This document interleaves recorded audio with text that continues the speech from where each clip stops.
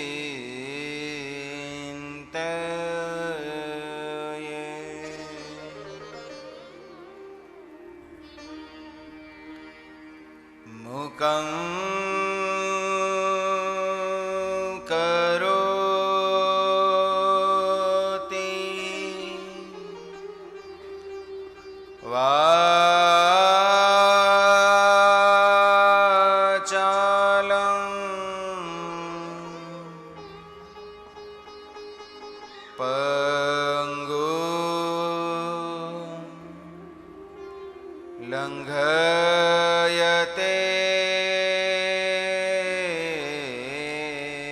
ગિરિ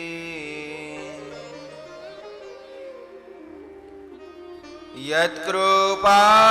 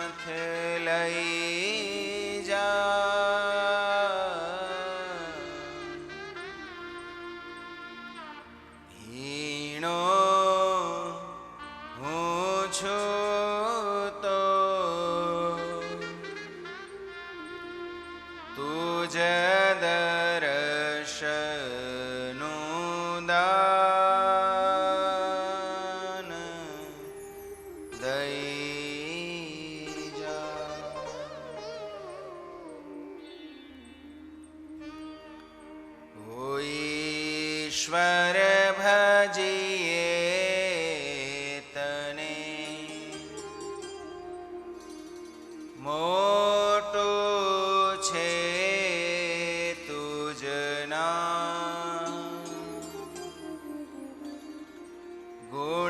તારાની તે ગાઈએ થાય અમારા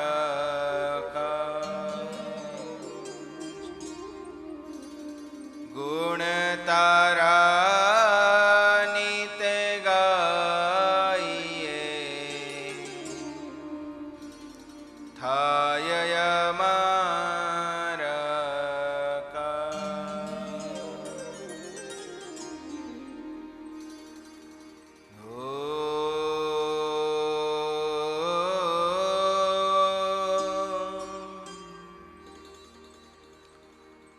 નમો અવતારિણે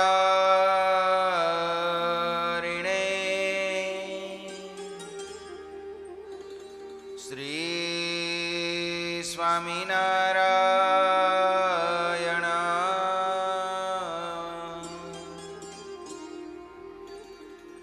નમો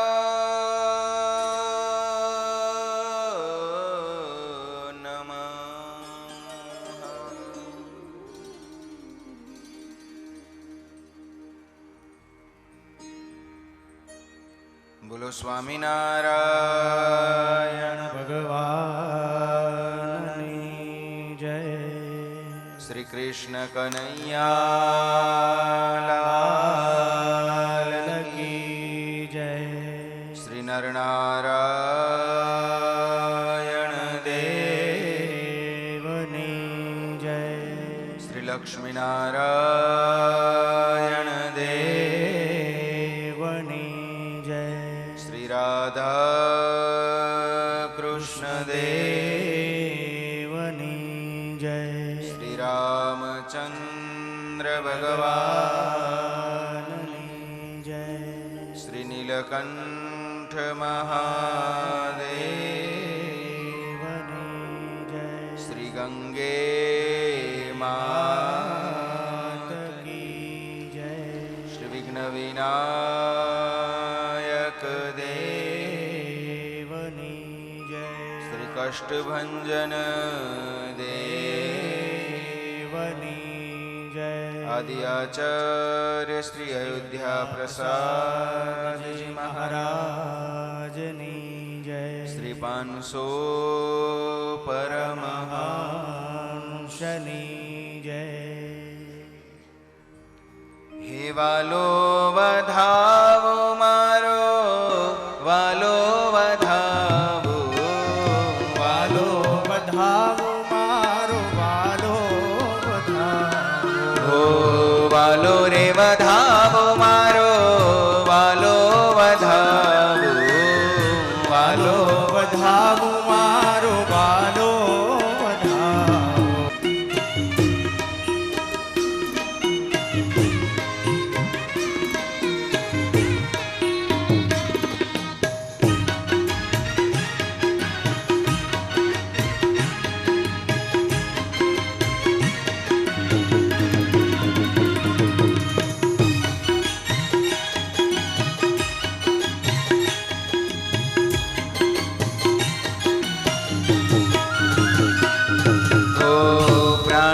જીવાન મારે મંદિરે પધાર્યા પ્રાણ જીવન મારે મંદિરે પધાર્યા. હો પ્રાણ જીવાન મારે મંદિરે પધાર્યા પ્રાણ જીવન મારે મંદિરે પધાર્યા. હો હાર પહેરાવો હીરામણી રે હાર પહેરાવો હીરામણી રે.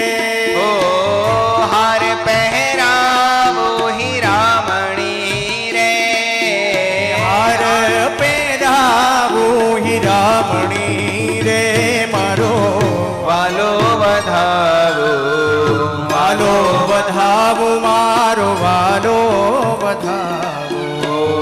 વાલો રે વધાવો મારો વાલો વધાવો વાલો વધાવો મારો વાલો વધાવો.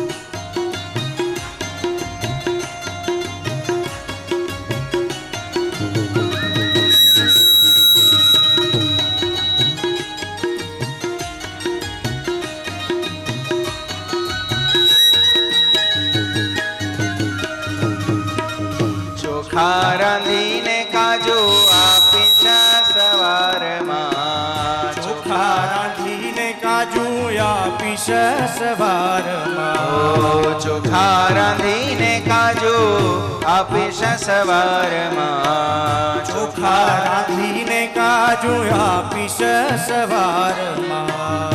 સાકર ને દૂધની શિરામણી રે.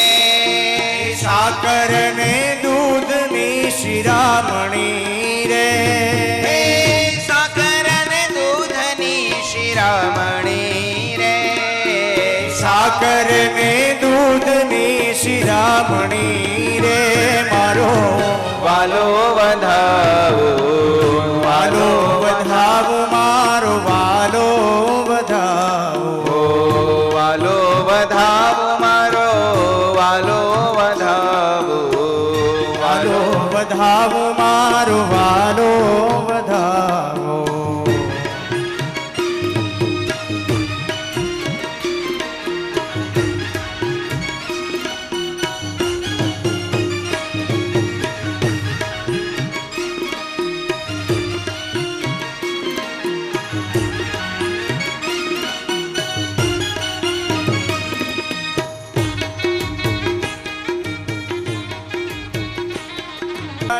વીલાને કારણે જતને રાખા છે દહીં જામણી રે.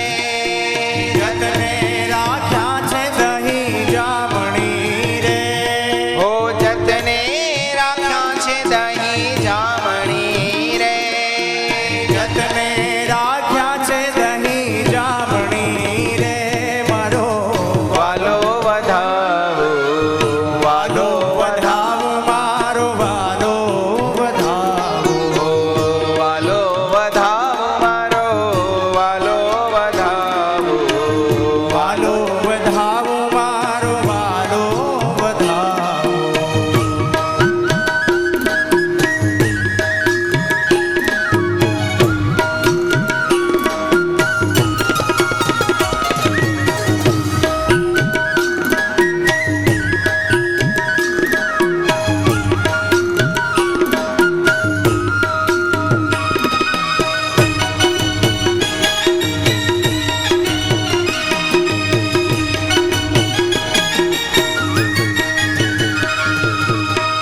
બ્રહ્માનંદ ના રંગ ભીના વાલાની કરો. બ્રહ્માનંદ ના રંગ ભીના વાલાને કરો. બ્રહ્માનંદ ના રંગ ભીના વાલાની કરો. બ્રહ્માનંદ ના રંગ ભીના વાલાને કરો. પ્રીત સહિત પધરામણી રે. પ્રીતા સહિત પધરામણી રે. પ્રીત સહિત પધરામણી રે. પ્રીતા સહિત પધરામણી રે. મારો વાલો વધાવો. વાલો વધાવો મારો વાલો વધાવો. વાલો વધાવો મારો વાલો વધાવો. વાલો વધાવો મારો વાલો વધાવો. આજની ઘડી રળિયામણી રે. આજની ઘડી રળિયામણી રે. આજની ઘડી તે રળિયામણી રે. આજની ઘડી તે રળિયામણી રે. મારો વાલો વધાવો. વાલો વધાવો મારો વાલો વધાવો. વાલો વધાવો મારો વાલો વધાવો. વાલો વધાવો મારો વાલો વધાવો. વાલો વધાવો મારો વાલો વધાવો. વાલો વધાવો મારો વાલો વધાવો.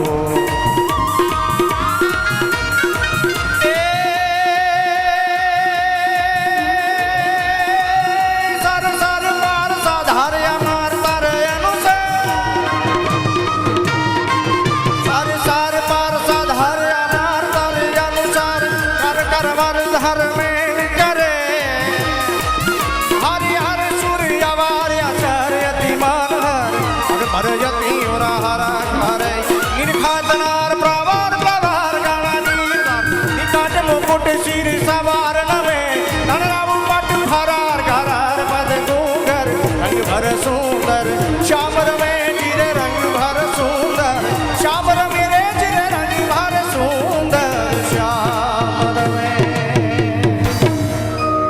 કૃષ્ણ કનૈયા લાલ કી જય.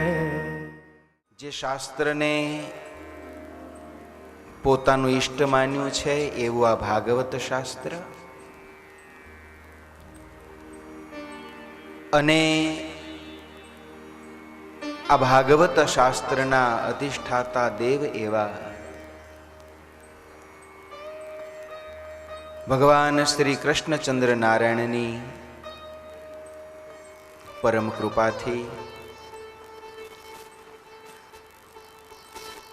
આજના આવા કલિકાલમાં પણ જેમના હૃદયમાં હજી ભક્તિ અને સત્સંગની જ્યોત અખંડ જલી રહી છે એવા આપ સૌ ભક્તો અને એવા ભક્તોનો સમૂહ એટલે આ ગિરનારી સેવા સમિતિ દ્વારા આયોજિત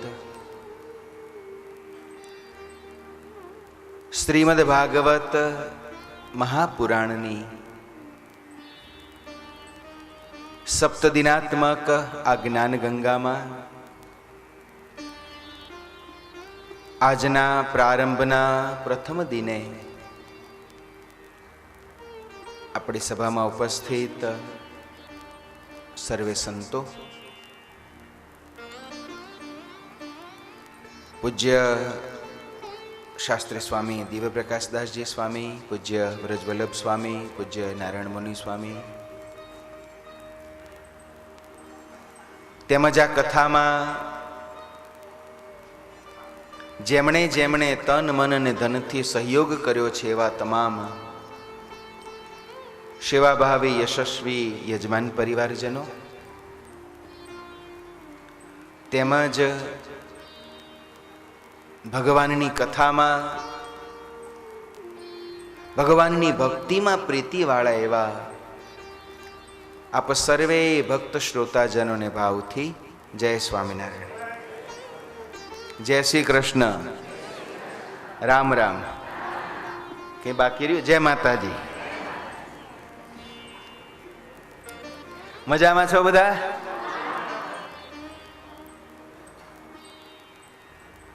હું કાયમ એવું માનું છું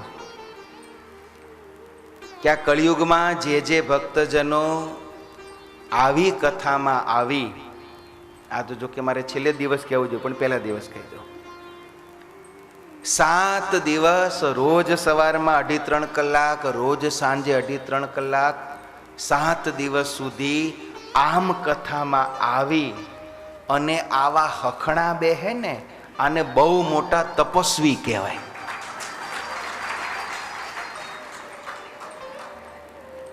સતયુગમાં જે ઋષિમુનિઓ 5,000 વર્ષ તપ કરતા અને એમને જે ફળ મળતું ને એ કળિયુગમાં હાથ દાડા આવી રીતે બેહે ને એને મળે.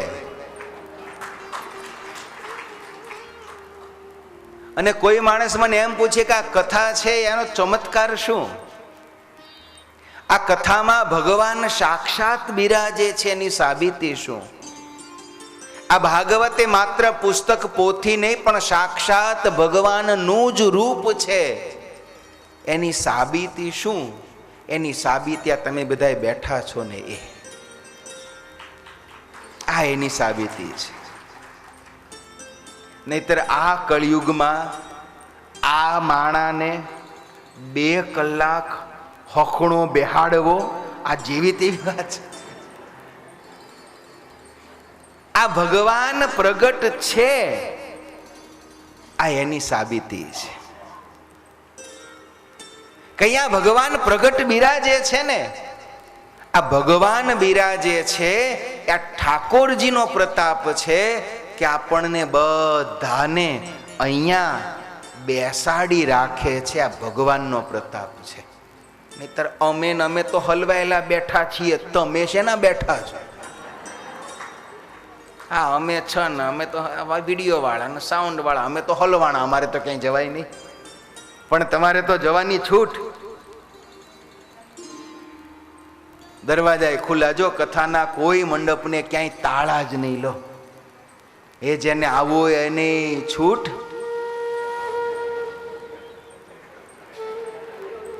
પેલું સરકારી બસ પાછળ લખ્યું હોય છે ને, આવો તો વેલકમ ને જાઓ તો ભીડ. છતાં પણ આપણને આ ભગવાનની કથામાં જે બેસાડી શકે છે બે તત્વ છે. પહેલું તત્વ અહીંયા ભગવાન પ્રગટ છે, એનું આપણને બળ છે. અને બીજું તત્વ આપણા અંતરમાં ભગવાન અને ભગવાનના ચરિત્રોમાં પ્રીતિ છે. અહીં સુધી લાવે છે પ્રીતિ. કથા મંડપ સુધી આપણને ખેંચીને કોણ લાવે છે? આપણા અંતરમાં રહેલી ભક્તિ અને આપણા હૃદયમાં રહેલી ભગવાનમાં પ્રીતિ, એ આપણને અહીં સુધી લાવે. અને પછી અહીંયા પ્રગટ ભગવાન બેઠા છે ને, એ ભગવાન આપણને અહીંયા બેસાડી રાખે છે. અને એમાંય તમે તો વિશેષ તપસ્વી છો. હમણાં જ પૂજ્ય સ્વામીએ કહ્યું તેમ 8-8 કલાક તો તમે પ્લેટફોર્મથી તપ કરતા આવ્યા છો.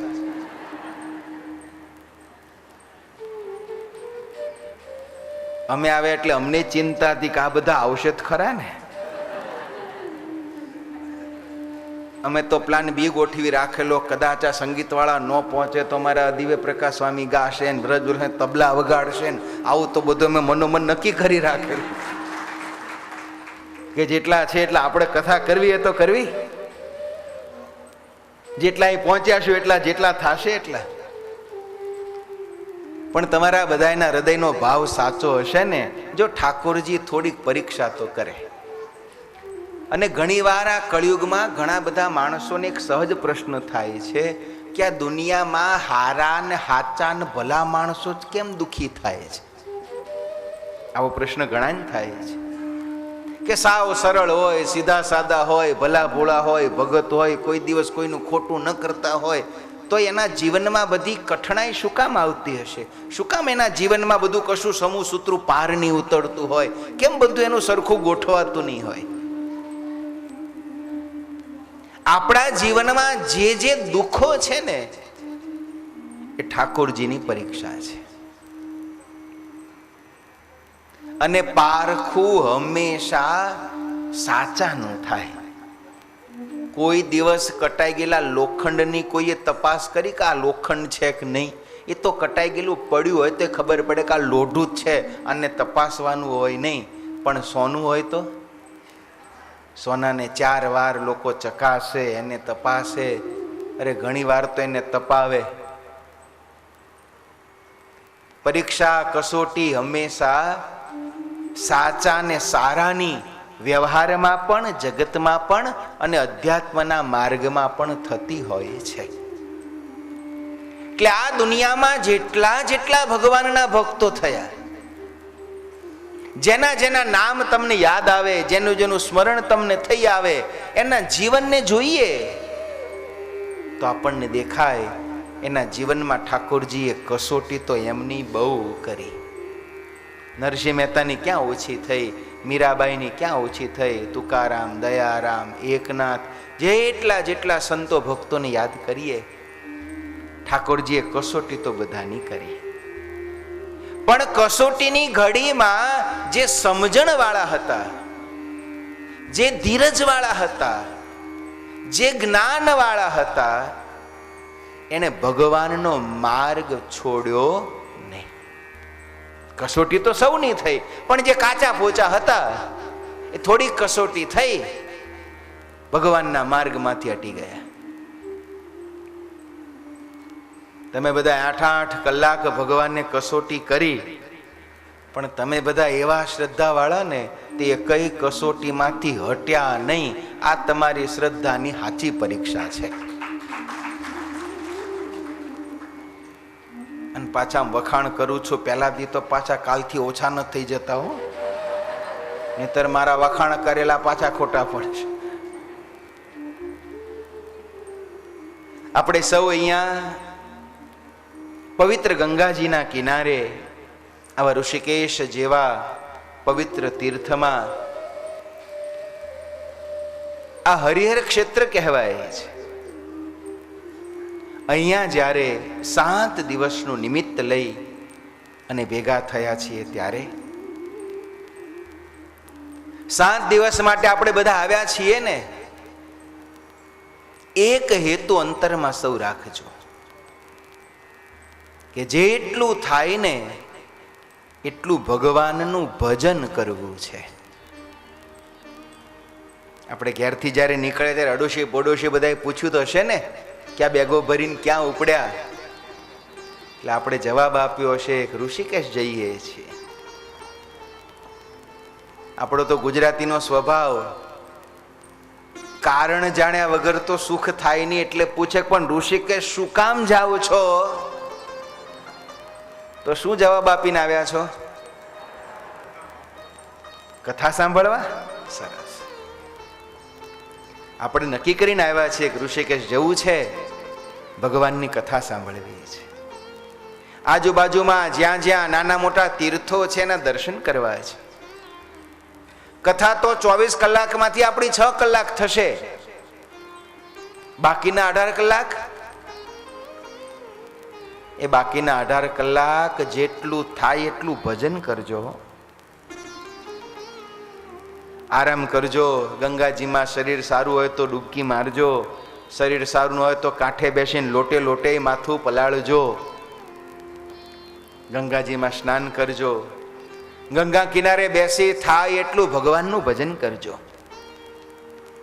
જે પણ આપણા ઈષ્ટ હોય એની માળા કરજો, એનું ધ્યાન કરજો, એના મંત્રનો જાપ કરજો, હનુમાન ચાલીસાના પાઠ કરજો, ગાયત્રી મંત્રનો જાપ કરજો. જે પણ આપણને નાના મોટા જે પણ મંત્ર આવડતા હોય એનો પાઠ કરજો.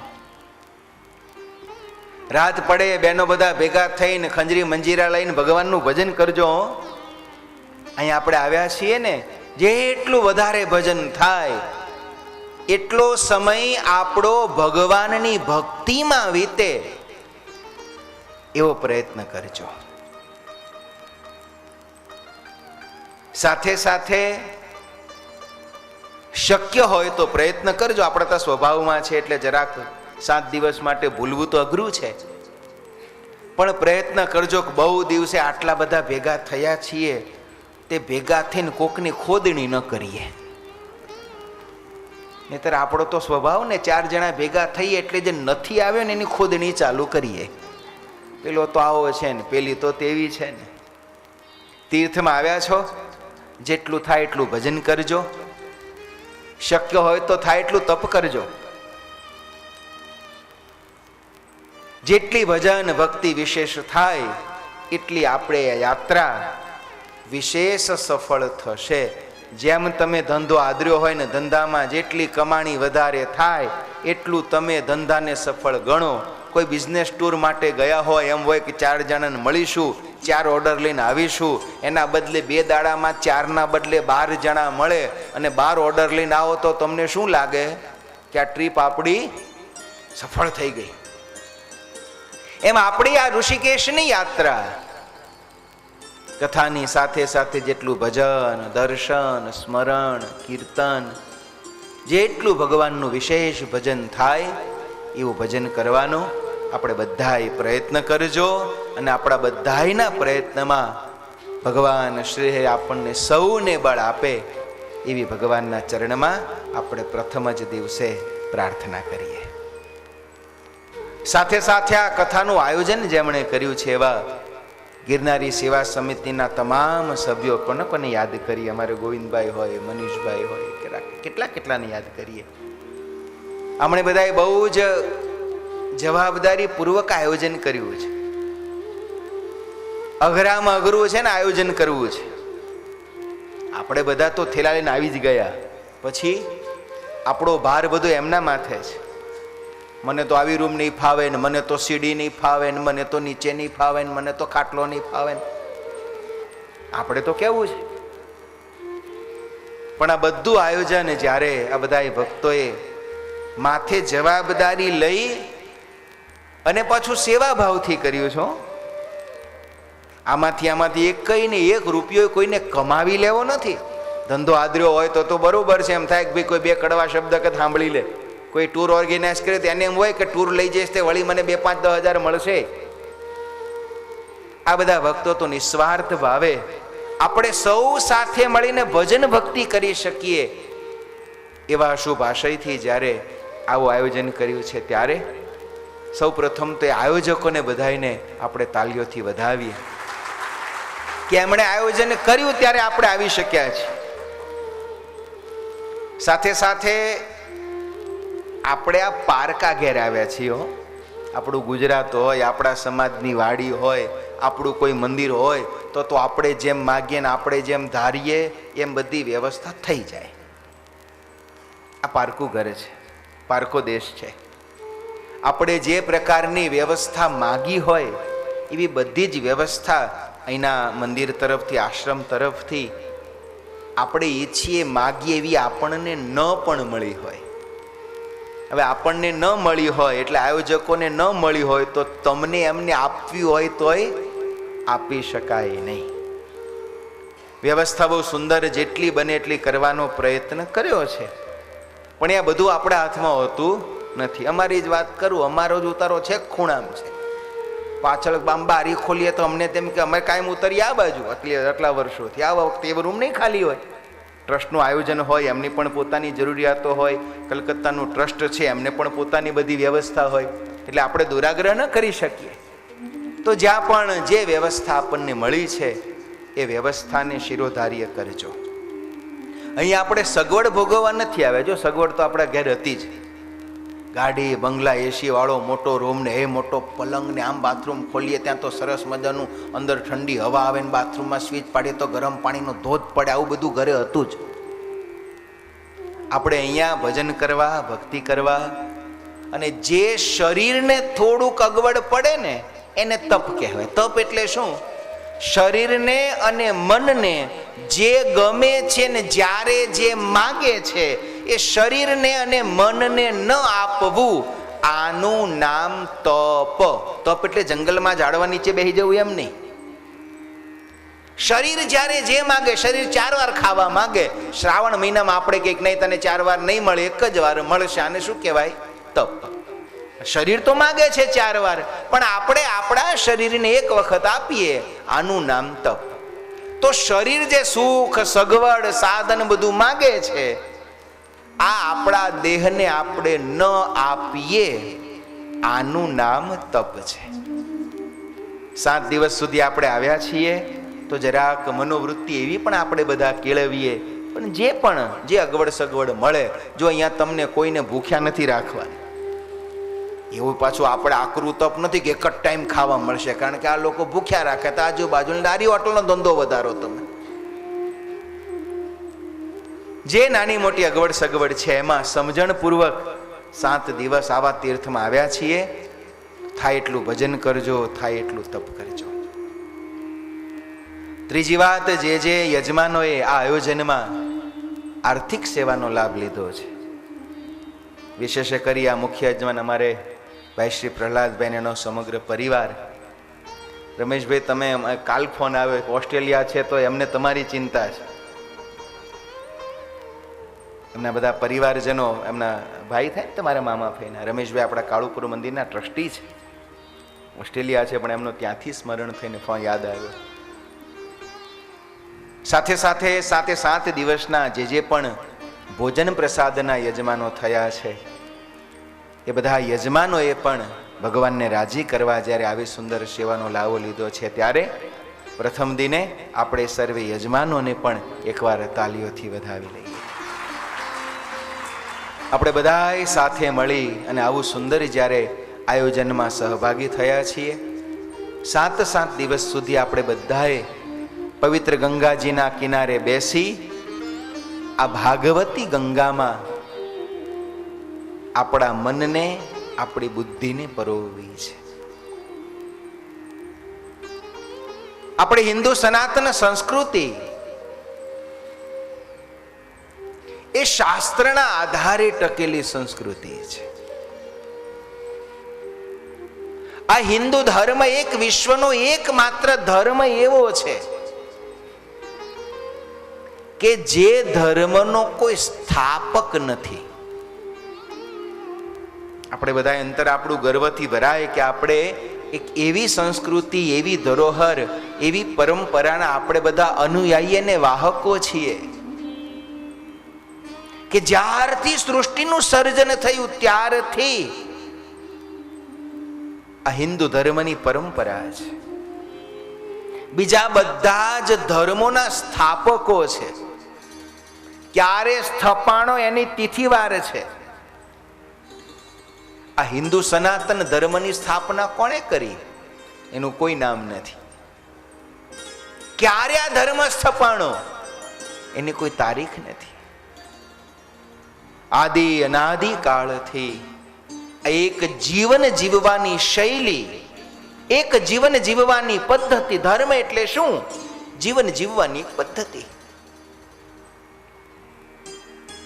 આ ધર્મમાં ઈશ્વર એ સર્વોચ્ચ છે. બીજું સ્થાન છે શાસ્ત્રનું. આપણને બધાને જ્ઞાન આપનાર જો કોઈ હોય ને તો એ ગ્રંથ છે. આ ગ્રંથોના આધારે જ લાખો વર્ષો વીત્યા બાદ પણ હજી આપણી સંસ્કૃતિ, આપણો ધર્મ, આપણી પરંપરા, આપણા રીતિ રિવાજો, આપણું જ્ઞાન, આપણું સાહિત્ય, આ બધું આજે પણ એવું ને એવું ટકી રહ્યું છે. એનું કારણ એ આ સદગ્રંથો છે. અને એવા હિન્દુ સનાતન ધર્મના હજારો સદગ્રંથોમાંથી જે ગ્રંથની કથા આપણે સાંભળવી છે એ ગ્રંથનું નામ છે શ્રીમદ ભાગવત મહાપુરાણ. આ ગ્રંથ બહુ અજોડ છે. વૈષ્ણવ પરંપરાનો આ પાયો છે. ભગવાન વેદ વ્યાસજીએ 17 પુરાણો રચ્યા. ગરુડ પુરાણ, અગ્નિ પુરાણ, વાયુ પુરાણ, શિવ પુરાણ, માર્કંડેય પુરાણ, આવા અનેક પુરાણો રચ્યા. એક વેદના 4 ભાગ કર્યા: ઋગ્વેદ, યજુર્વેદ, સામવેદ અને અથર્વવેદ. અનેક શ્રુતિઓ રચી, સંહિતાઓ રચી. અરે 1,00,000 શ્લોકોનું મહાકાવ્ય એટલે મહાભારત વ્યાસજીએ રચ્યું. આટલું બધું રચ્યા પછી પણ એમના અંતરમાં શાંતિ ન થઈ. અને જ્યારે અંતરમાં વ્યાસજીને શાંતિ ન થઈ ને, વ્યાસજીનું મન ચિંતાતુર થયું. સરસ્વતી નદીના કિનારે ભગવાન વ્યાસજીનો આશ્રમ છે.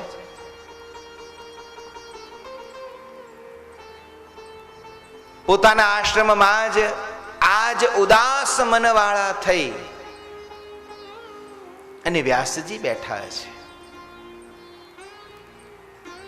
એ જ સમયે નારદ મુનિ ત્યાં આવ્યા છે. નારદજીએ વ્યાસજીને જરાક ચિંતામાં ડૂબેલા જોયા. નવાઈ લાગી. અરે મુનિવર, મહાત્મન, તમે કેમ ચિંતામાં છો?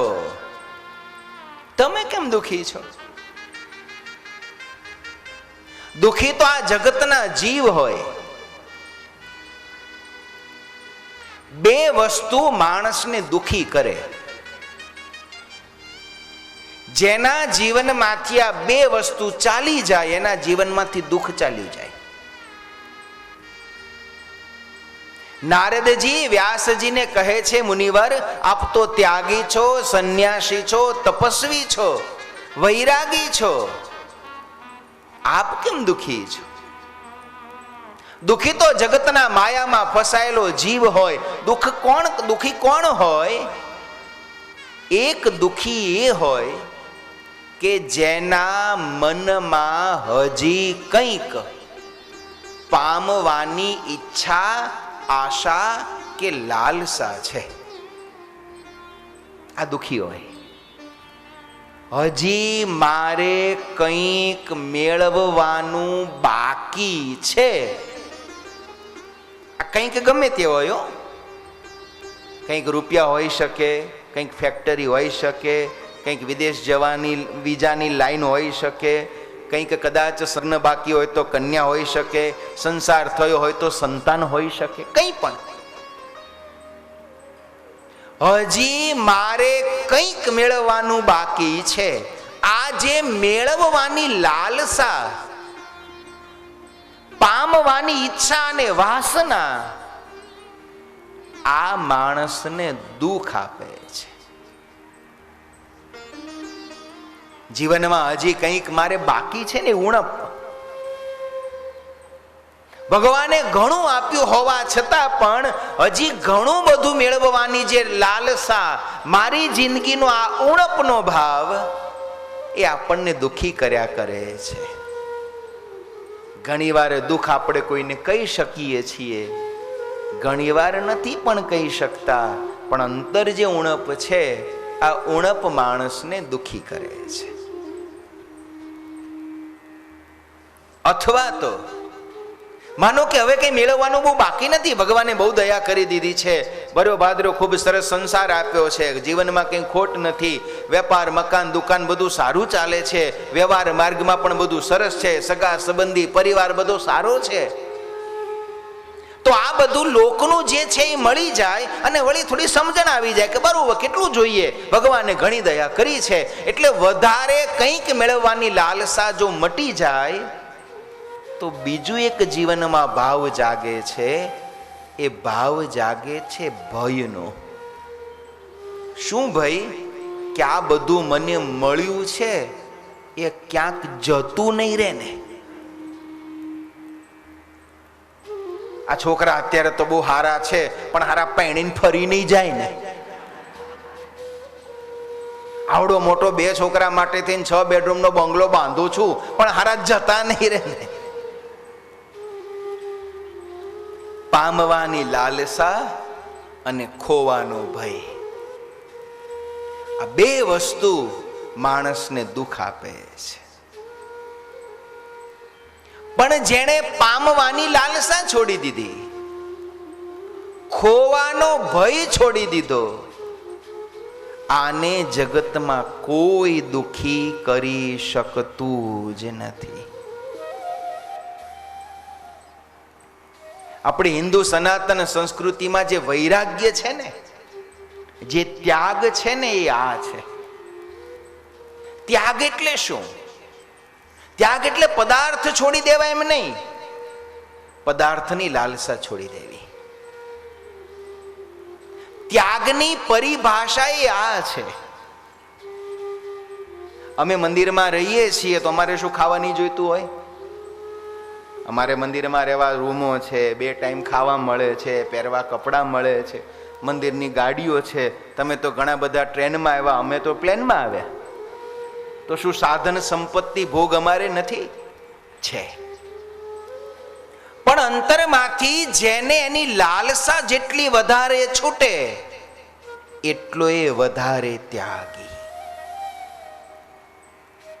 તો અંતરમાંથી લાલસા પામવાની અને ભય ગુમાવવાનો જેટલો અંતરમાંથી છૂટી જાય, એ સદા સુખી સુખી અને સુખી રહે છે.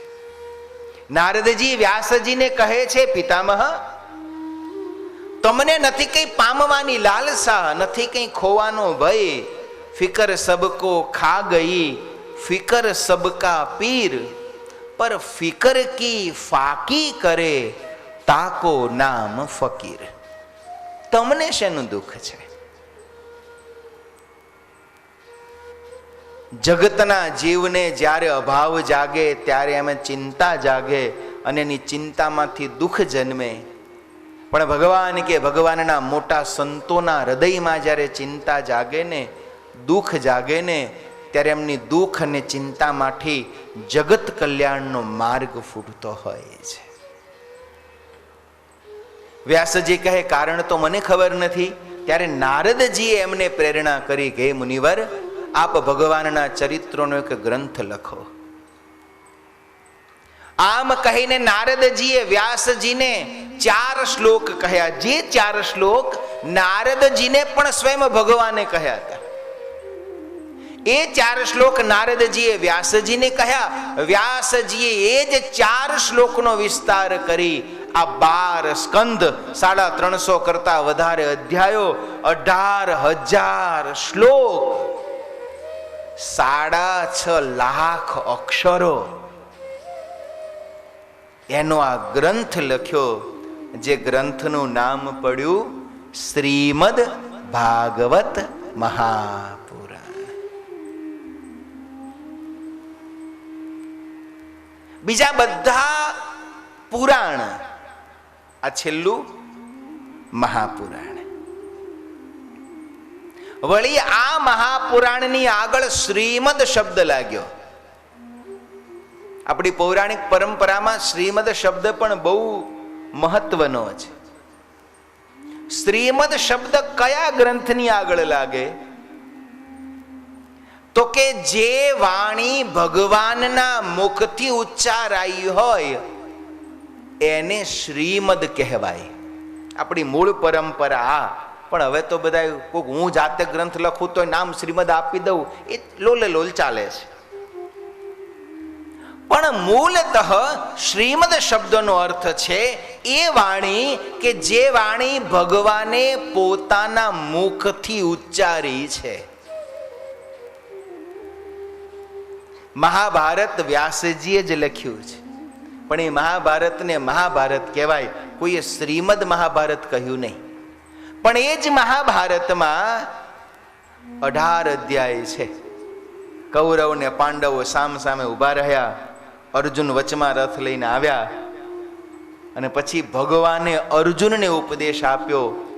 એ 650 શ્લોક, 18 અધ્યાય, એ શ્રીમદ ભાગવત ગીતા.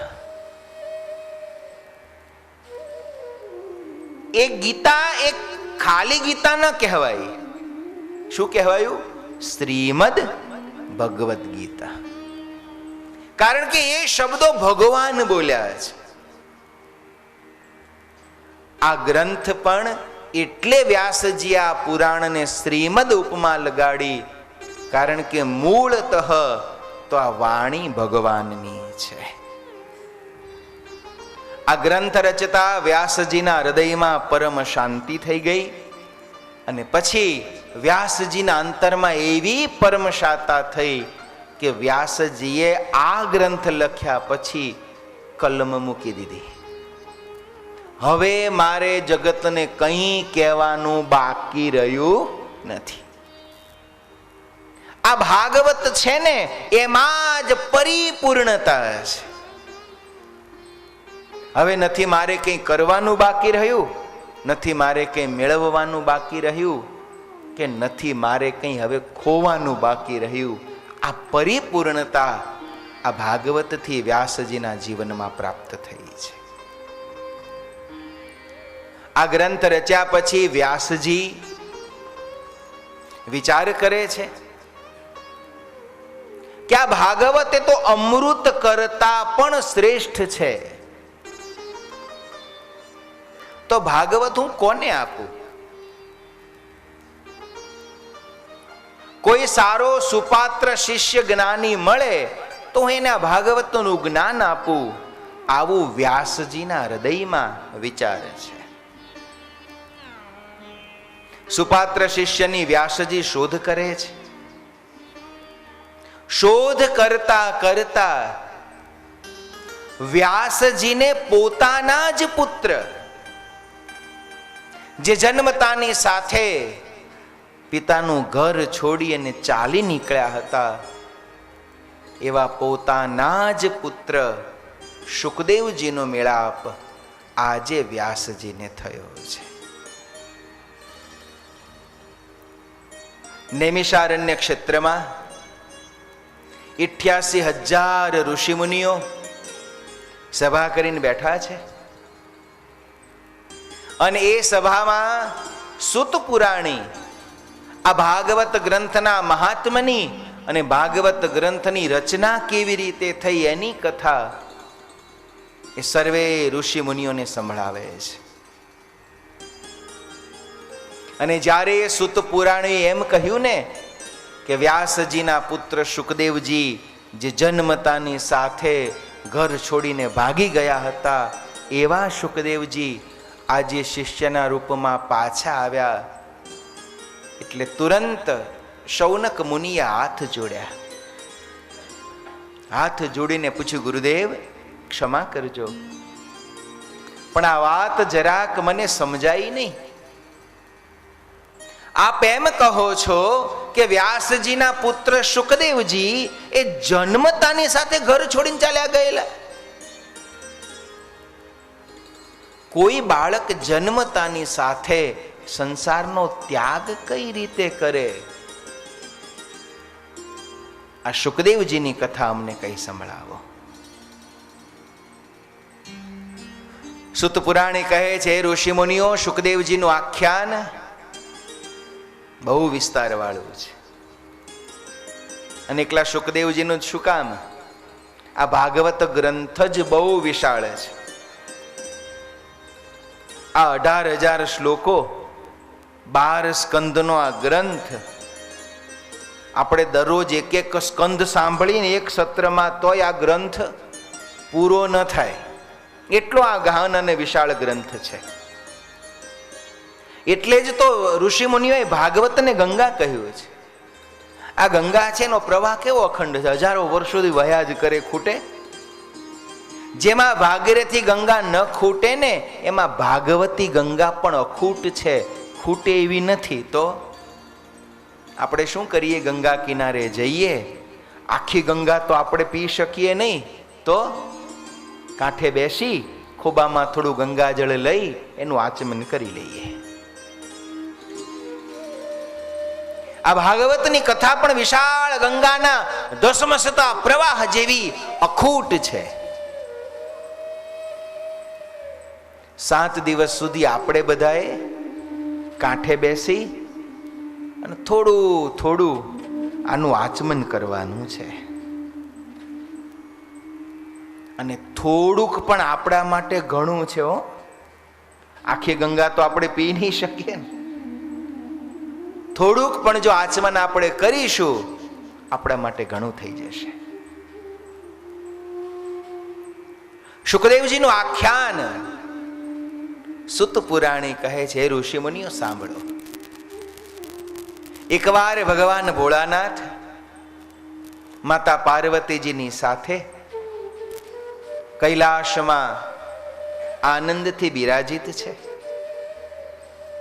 શિવ અને પાર્વતીનો સંસાર બહુ મંગળ છે. એકબીજા પ્રત્યે આદર વાળો, સન્માન વાળો, પ્રેમ અને આનંદથી ભરેલો છે. શિવજી આમ ભલે તપ અને વૈરાગ્યના દેવ છે, પણ બંને સાથે મળી અને વાતચીત કરે છે, આનંદ કરે છે, હસે છે. આમાંથી કેટલાય હશે કે 2 માણા ભેગા થઈને જોડે હસ્યા હોય એને વર્ષો થઈ ગયા હશે. એના સંસારમાં સુખી ક્યાં હોય? હા, 2 માણા ભેગા થઈને કે ખારી વાતમાં હશે ને, એનો સંસારમાં કાયમ આનંદ રહે. શિવ અને પાર્વતીજીનો ગ્રહસ્થાશ્રમ આનંદથી ભર્યો છે.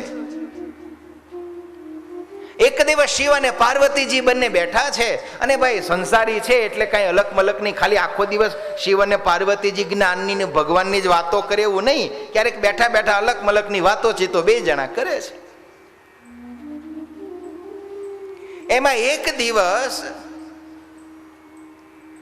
પાર્વતીજીએ હસતા હસતા શિવજીને પૂછ્યું કે પતિદેવ, મારા ઉપર તમને કેટલું વાલ છે? હું તમને કેટલી વાલી?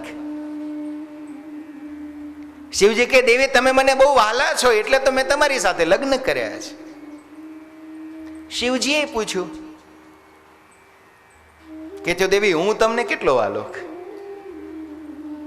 પાર્વતીજી કે પ્રભુ તમે તો મને એટલા વાલા છો, એટલા વાલા છો કે મેં મારા પિતાને કહ્યું હતું કે હું શિવ સિવાય બીજા કોઈને પરણીશ નહીં, કરોડ જન્મ લેવા પડે તો લઈશ, પણ શિવ વગર બીજા કોઈનું ઘર નહીં માંડું.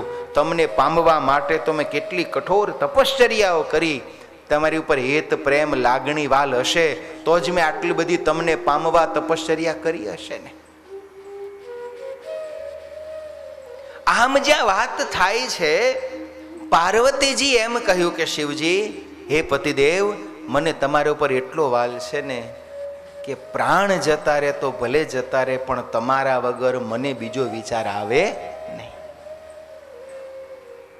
હવે વાતમાં પાર્વતીજીએ શિવજીને પૂછ્યું, પતિદેવ, હું કદાચ મરી જાઉં તો તમે બીજા કોઈ જોડે લગ્ન કરો? શિવજી કે, દેવી, મારે તો તમારી જોડે ક્યાં કરવા હતા, તો સૃષ્ટિનું શ્રેય કરવું તું.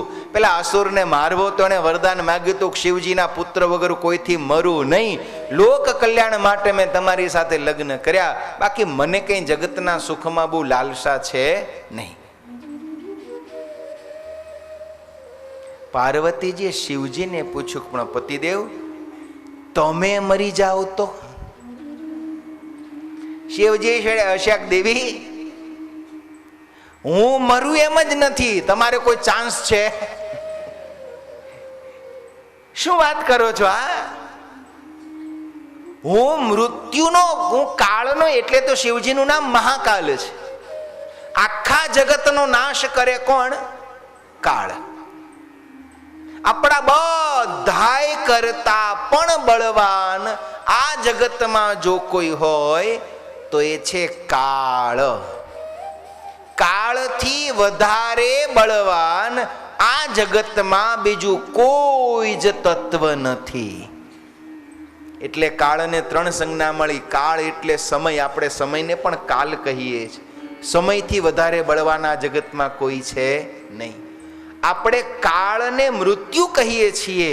મૃત્યુથી વધારે બળવાન આ જગતમાં કોઈ નથી. છે કોઈ? અહીં એટલા બેઠા છો. મૃત્યુથી બળવાન આ દુનિયામાં બીજું કઈ નહીં. ગમે તેવી સાધન, સંપત્તિ, સત્તા, રૂપ, ગુણ, જ્ઞાન, ઓળખાણો હોય, એ બધું જ મૃત્યુથી નીચે. એ મૃત્યુનો જો કોઈ કાળ હોય તો એ આ મહાકાલ છે. એટલે શિવજીનું એક નામ મહાકાલ છે. દેવી, મારું મૃત્યુ જ નથી. તે દિવસે પાર્વતીજીને આશ્ચર્ય થયું, પતિદેવ, આપનું મૃત્યુ નહીં? તો કે ના. કેમ? તો કે મારી પાસે અમર વિદ્યા છે. પાર્વતીજી કે, તમારી પાસે અમર વિદ્યા હોય તો મને આપો ને. અને હવે શિવજી ફસાયા. બોલતા બોલાઈ ગયું, મારી પાસે અમર વિદ્યા છે. પાર્વતીજી કે, હવે અમર વિદ્યા તમે એકલા એકલા રાખો, તમે એકલા એકલા જીવન મારે જતું રહેવું પડે, આવું તો કેમ ચાલે? આ અમર વિદ્યા મને પણ આપો. હવે શિવજી મૂંઝાયા એટલે કારણ કે પાર્વતીજી પત્ની હતા, આવા પ્રિય હતા, પણ અમરત્વના જ્ઞાનને પચાવી શકે એટલી પાત્રતા તો તે દિવસે હજી કદાચ માતા પાર્વતીમાં પણ શિવજીને દેખાઈ નહીં. એટલે શિવજીએ વાતને વાળી લીધી કે દેવી, સમય આવવા દો, આપીશ. ના તો પડાય નહીં. ના પડાય? આ બેઠા મહાદેવજી ના પડાય? મહાદેવ કાળના કાળ હોય, પણ પાર્વતીને મહાદેવ ના ન પાડી શકે. આ બેઠા એ કઈ પછી બાનું કાઢ્યું કે દેવી, સમય આવે ત્યારે આપીશ. પાર્વતી જીદ પકડી. થોડા દિવસ થાય, ભોળાનાથ, અમરત્વ વિદ્યા ક્યારે આપશો? અમરત્વનું જ્ઞાન ક્યારે આપશો? પાર્વતી જ્યારે વારંવાર અતિ આગ્રહ કર્યો, શિવજી એ વાતને વારંવાર ટાળતા રહ્યા.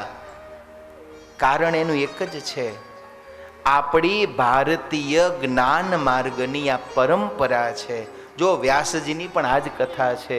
વ્યાસજીએ ભાગવત રચ્યા પછી વર્ષો સુધી રાહ જોઈ. કોની રાહ જોઈ? મને કોઈ સારો આ જ્ઞાનને પચાવી શકે એવો પાત્ર શિષ્ય મળે. મહાભારતમાં કથા છે દ્રોણાચાર્યજીની. દ્રોણાચાર્યજી પાસે બ્રહ્માસ્ત્રનું જ્ઞાન હતું. બ્રહ્માસ્ત્ર આજની પરિભાષામાં કહીએ તો અલ્ટિમેટ વેપન, અણુબોમ્બ કે પરમાણુ બોમ્બ. નિષ્ફળ ન જાય એવું શસ્ત્ર એટલે બ્રહ્માસ્ત્ર. આ જ્ઞાન દ્રોણાચાર્યજી પાસે હતું. દ્રોણાચાર્યજીએ બ્રહ્માસ્ત્રનું જ્ઞાન અર્જુનને આપ્યું, કારણ કે અર્જુનમાં પાત્રતા હતી. એ જ દ્રોણાચાર્યજીનો પોતાનો દીકરો હતો અશ્વત્થામા. એમનો દીકરો હતો એકનો એક, અને દીકરો પણ એટલો વહાલો હતો કે જે દિવસે રણ મેદાનમાં અશ્વત્થામા મર્યો એ વાત દ્રોણાચાર્યજીને સંભળાઈ. દ્રોણાચાર્યજી હથિયાર મૂકી દીધા અને દૃષ્ટિદ્યુમ્ને આવીને દ્રોણાચાર્યનું માથું કાપી નાખ્યું.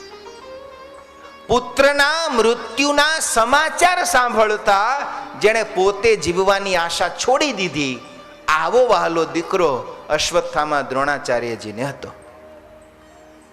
આટલો પ્રાણથી પણ વહાલો દીકરો હતો, પણ એ દીકરામાં જો પાત્રતા નહોતી તો બ્રહ્માસ્ત્રનું જ્ઞાન દ્રોણાચાર્યજીએ અર્જુનને આપ્યું, પણ અશ્વત્થામાને ના આપ્યું. કારણ કે જ આપણી આ જ્ઞાન માર્ગની પરંપરા છે. જેમણે જેમણે જ્ઞાન આપ્યું ને એ પાત્રતા જોઈને આપ્યું. પાત્રતા, અને એ પરંપરા આજે પણ છે હો. અધ્યાત્મના માર્ગની એ પરંપરા છે. જ્ઞાન આપવું તો કોને આપવું? પાત્રતા હોય એને આપવું. સૌરાષ્ટ્રમાં બહુ જ એક સારા ઉત્તમ ભજનિક સંત થયા. નામ હતું એમનું ગંગા સતી. એમના શિષ્ય થયા પાનબાઈ. ગંગા સતીએ પોતાના જીવનમાં ગણીને 36 ભજન લખ્યા છે. કેટલા? 36 જ. પણ એ 36 ભજનમાં આખા અધ્યાત્મનો સાર ગંગા સતી આપ્યો છે. એક એક શબ્દ, એક એક લીટી, અને સાવ સરળ ગુજરાતીમાં લો. એનું કાંઈ વિશ્લેષણ કરવું ન પડે, એની કે વ્યાખ્યા કરવી ન પડે. આટલું સરળ જ્ઞાન, અધ્યાત્મની ઊંડામાં ઊંડી વાતનું જ્ઞાન એમણે પાનબાઈના માધ્યમ દ્વારા સમાજને આપણને બધાને આપ્યું છે. અલખના ઓટલે ગંગા સતી બેઠા છે, પાનબાઈ બેઠા છે. પાનબાઈએ પ્રશ્ન કર્યો છે, માં, આ જે જ્ઞાન તમે મને આપો છો એ મારે કોને આપવું અને આગળ કોને ન આપવું? અને ત્યારે ગંગા સતીએ કહ્યું છે, બેટા, કોઈ પાત્રતા વાળો મળે તો જ આ જ્ઞાન આપજો. પાત્રતા વાળો ન મળે તો ચૂપ રહેજો. પણ પાત્રતા વગરનાને આ જ્ઞાન ક્યારેય આપશો નહીં. કુપાત્રની આગળ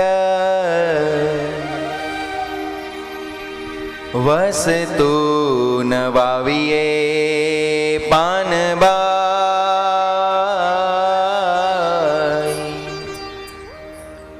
સમજીને રહીએ ચૂપ રે. કુપાત્રની આગળ વસ્તુ ન વાવીએ પાનબાઈ, સમજીને રહીએ ચૂપ રે. કુપાત્રની આગળ વસ્તુ ન વાવીએ પાનબાઈ, સમજીને રહીએ ચૂપ. કુપાત્રની આગળ પાનબાઈ શ્યામજીને રહીએ ચૂપ રે. મરને આવીને ધનનો ઢગલો કરે રે મોટો. મરને આવીને ધનનો ઢગલો કરે રે મોટો. હોયે ભલે ને મોટો ભૂપજી ઉપાત્રની આગળ વસ્તુ ન વાવીએ પાનબાઈ શ્યામજીને રહીએ ચૂપ રે.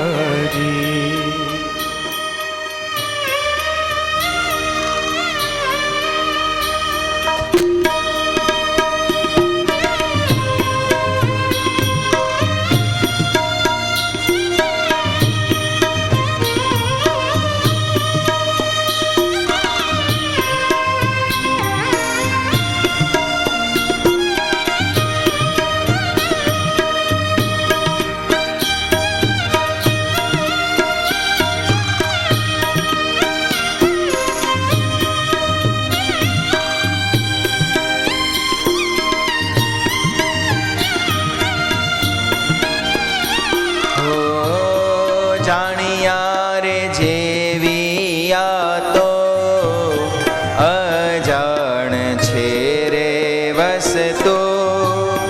અધૂરિયાને નો કહેવાય. જાણ્યા રે જેવી આ તો અજાણ છે રે વસ્તુ.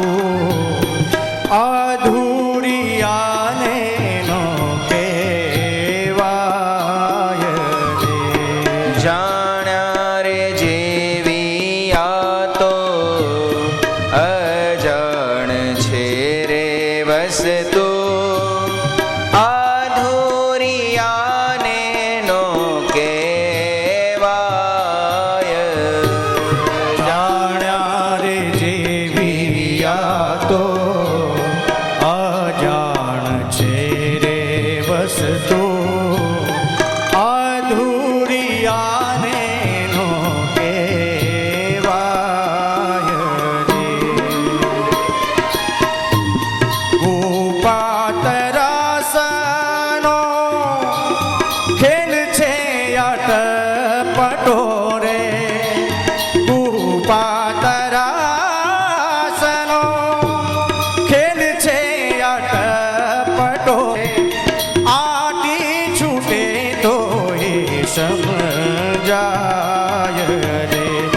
પાત્રની આગળ વસ્તુ ન વાવીએ પાનબાઈ સમજીને રહીએ ચૂપ રે.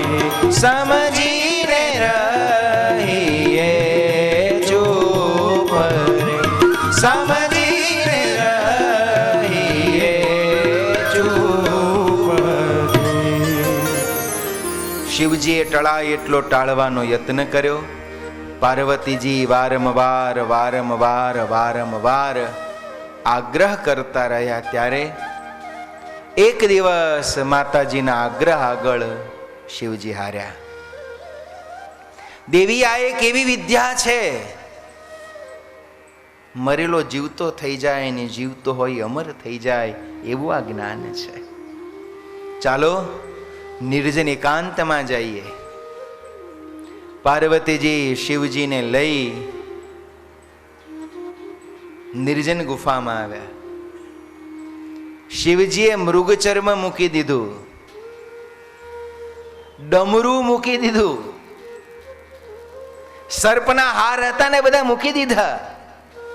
કારણ આ ડમરામાં ચામડું છે. આ વિદ્યા જો ડમરું સાંભળે તો ચામડામાંથી પાછો અમર જીવ ઊભો થઈ જાય. મરેલા મૃગનો આ મૃગ ચર્મ છે, આ જ્ઞાન જો એ સાંભળે ને તો હરુણું એમાંથી જીવતું થઈને અમર થઈ જાય. આ ગળામાં બાજુ બંધ કાંડામાં જે સર્પ પહેર્યા છે, આ સર્પ જો આ જ્ઞાન સાંભળી લે ને તો એ જ્યારે સર્પ અમર થઈ જાય. આવી આ અમરત્વની વિદ્યા છે. ઊંડી ગુફામાં શિવજી માતા પાર્વતીજીને લઈને ગયા. આ જ્ઞાન આપવાનો શિવજીએ જ્યાં આરંભ કર્યો,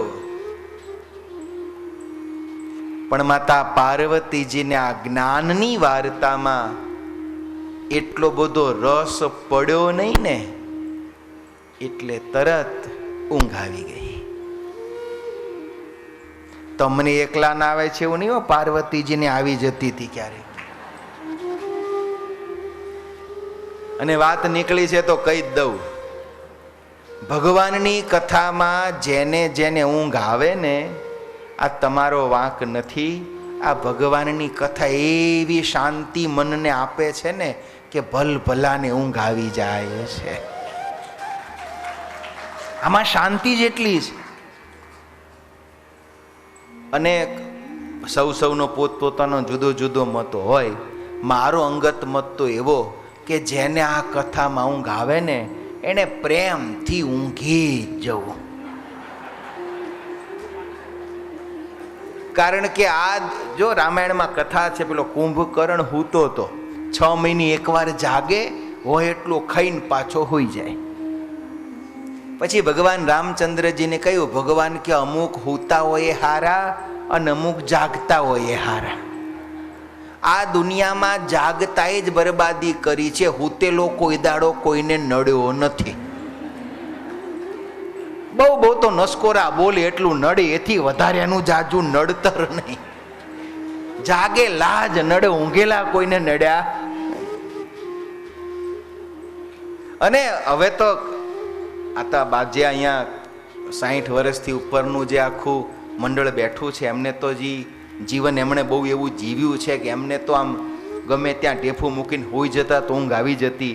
પણ હવેનું જે જનરેશન છે એને તો ઊંઘ આવતી નથી. ટેન્શનમાં ફરે છે. દુનિયામાં આપણે ત્યાં ભારતમાં તો બહુ સારું છે ભાઈ. દુનિયામાં લોકોને ઊંઘ નથી આવતી. અને હું તમને આંકડો કહું તો તમને ચક્કર આવી જશે. $7 અબજ સ્લીપિંગ ઇન્ડસ્ટ્રીનો બિઝનેસ છે. કેટલા? 7 અબજ રૂપિયાની ગુણા 85 કરી લેવાના તમારે. દુનિયામાં દર વર્ષે માણસો આટલા રૂપિયા ખર્ચે છે. શેની માટે? કંઈક ઊંઘ આવે. કોઈક દવાઓ લે, કોઈ કે અમારું ગાદલું એવું છે કે ઊંઘ આવી જાય, કોઈ કે અમારું સંગીત એવું છે સાંભળો તો ઊંઘ આવી જાય, કોઈ કે અમારી લાઇટો એવી છે કે જુઓ તો ઊંઘ આવી જાય, કોઈ કે અમારી આ સ્પ્રે એવો છે કે છાંટો તો અમે એની સુગંધથી ઊંઘ. જાતની સ્લીપિંગ થેરેપિસ્ટ છે. ત્યારે મને વિચાર આવે કે $7 અબજ ખર્ચીને જે ઊંઘ નથી આવતી એ ઊંઘ આ ભાગવત સાંભળીને આવી જતી હોય તો આનાથી સારું બીજું શું?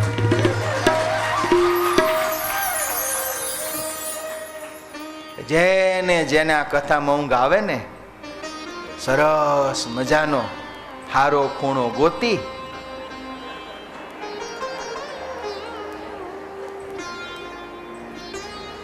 આનાથી મોટા આવી શાંતિ જગતમાં મળે ક્યાં? લો,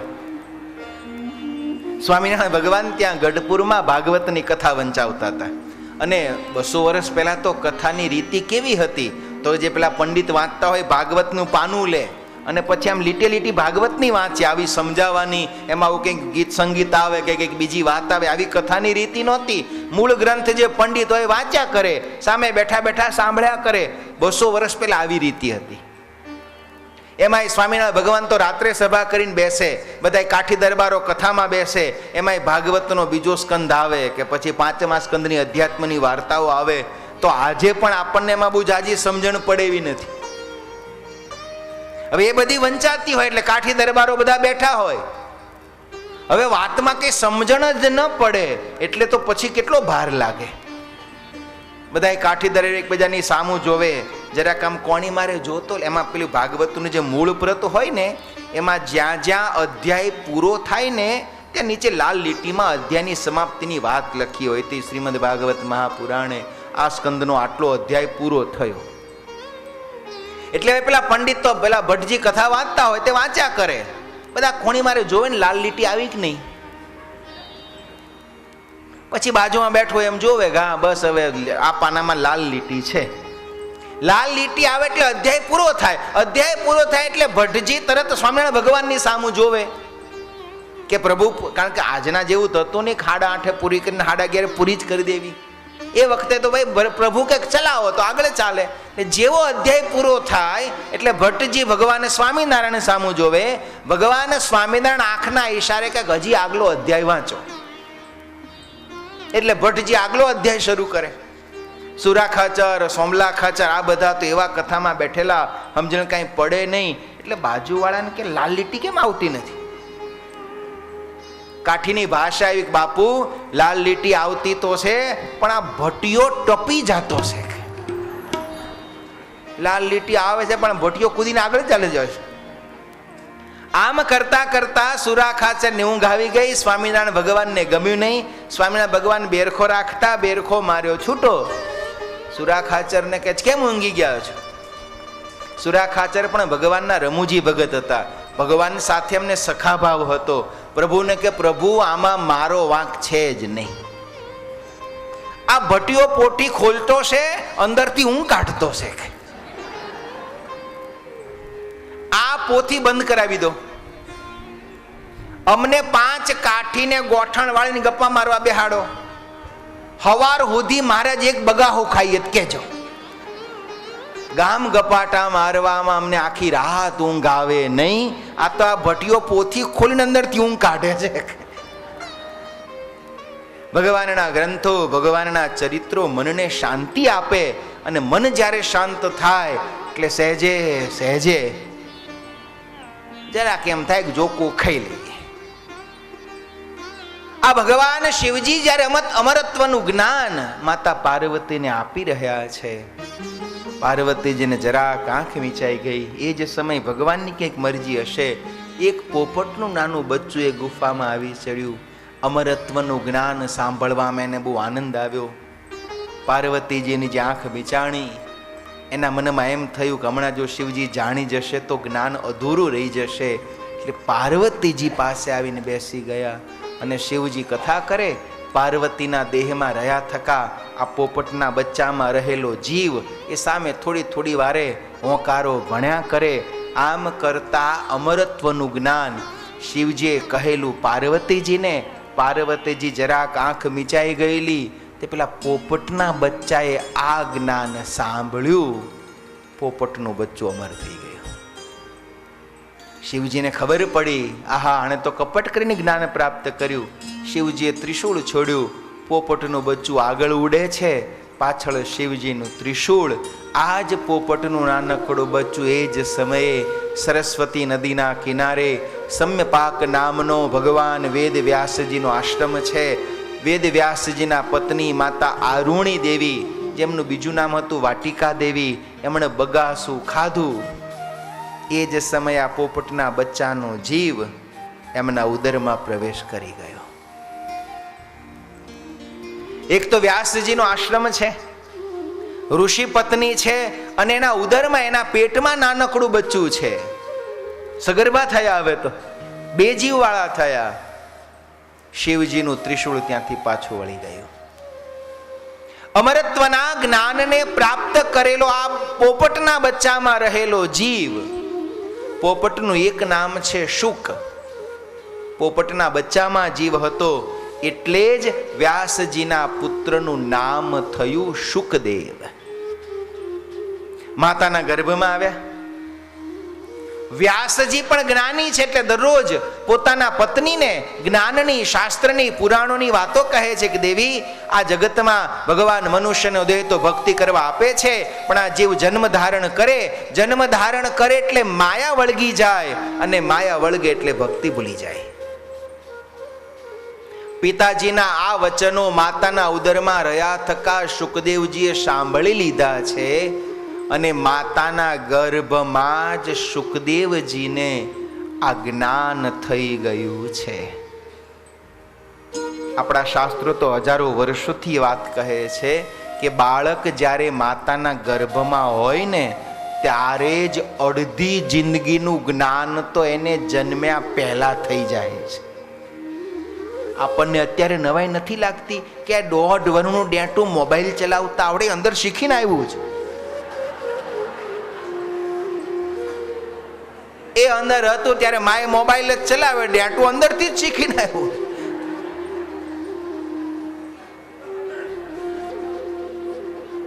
માતાના જીવનની અસર ગર્ભમાં રહેલા બાળક ઉપર થાય છે. આપણા ઇતિહાસમાં કેટલી કથાઓ છે.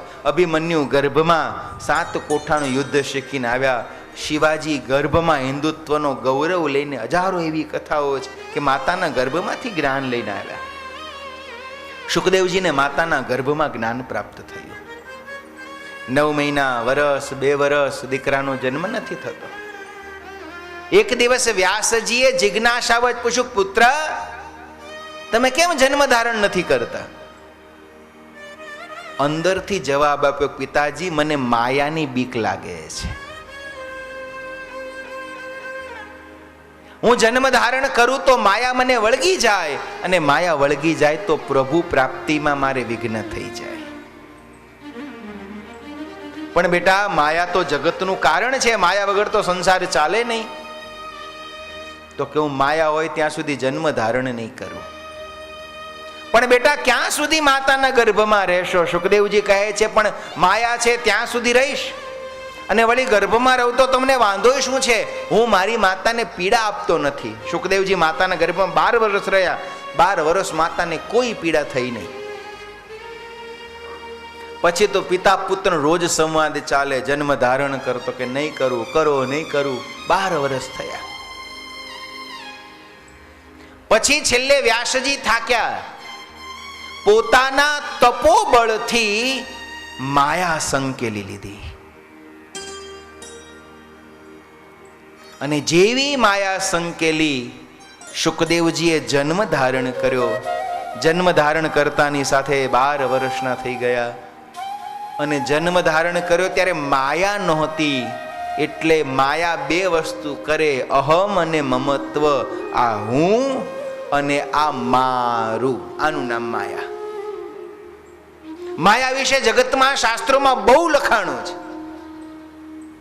પણ માયાનો સૌથી સરળ અર્થ ભગવાન રામચંદ્રજીએ રામચરિત માનસમાં લક્ષ્મણજીને શીખવાડ્યો. મેં અરુ મોર તોર તે માયા.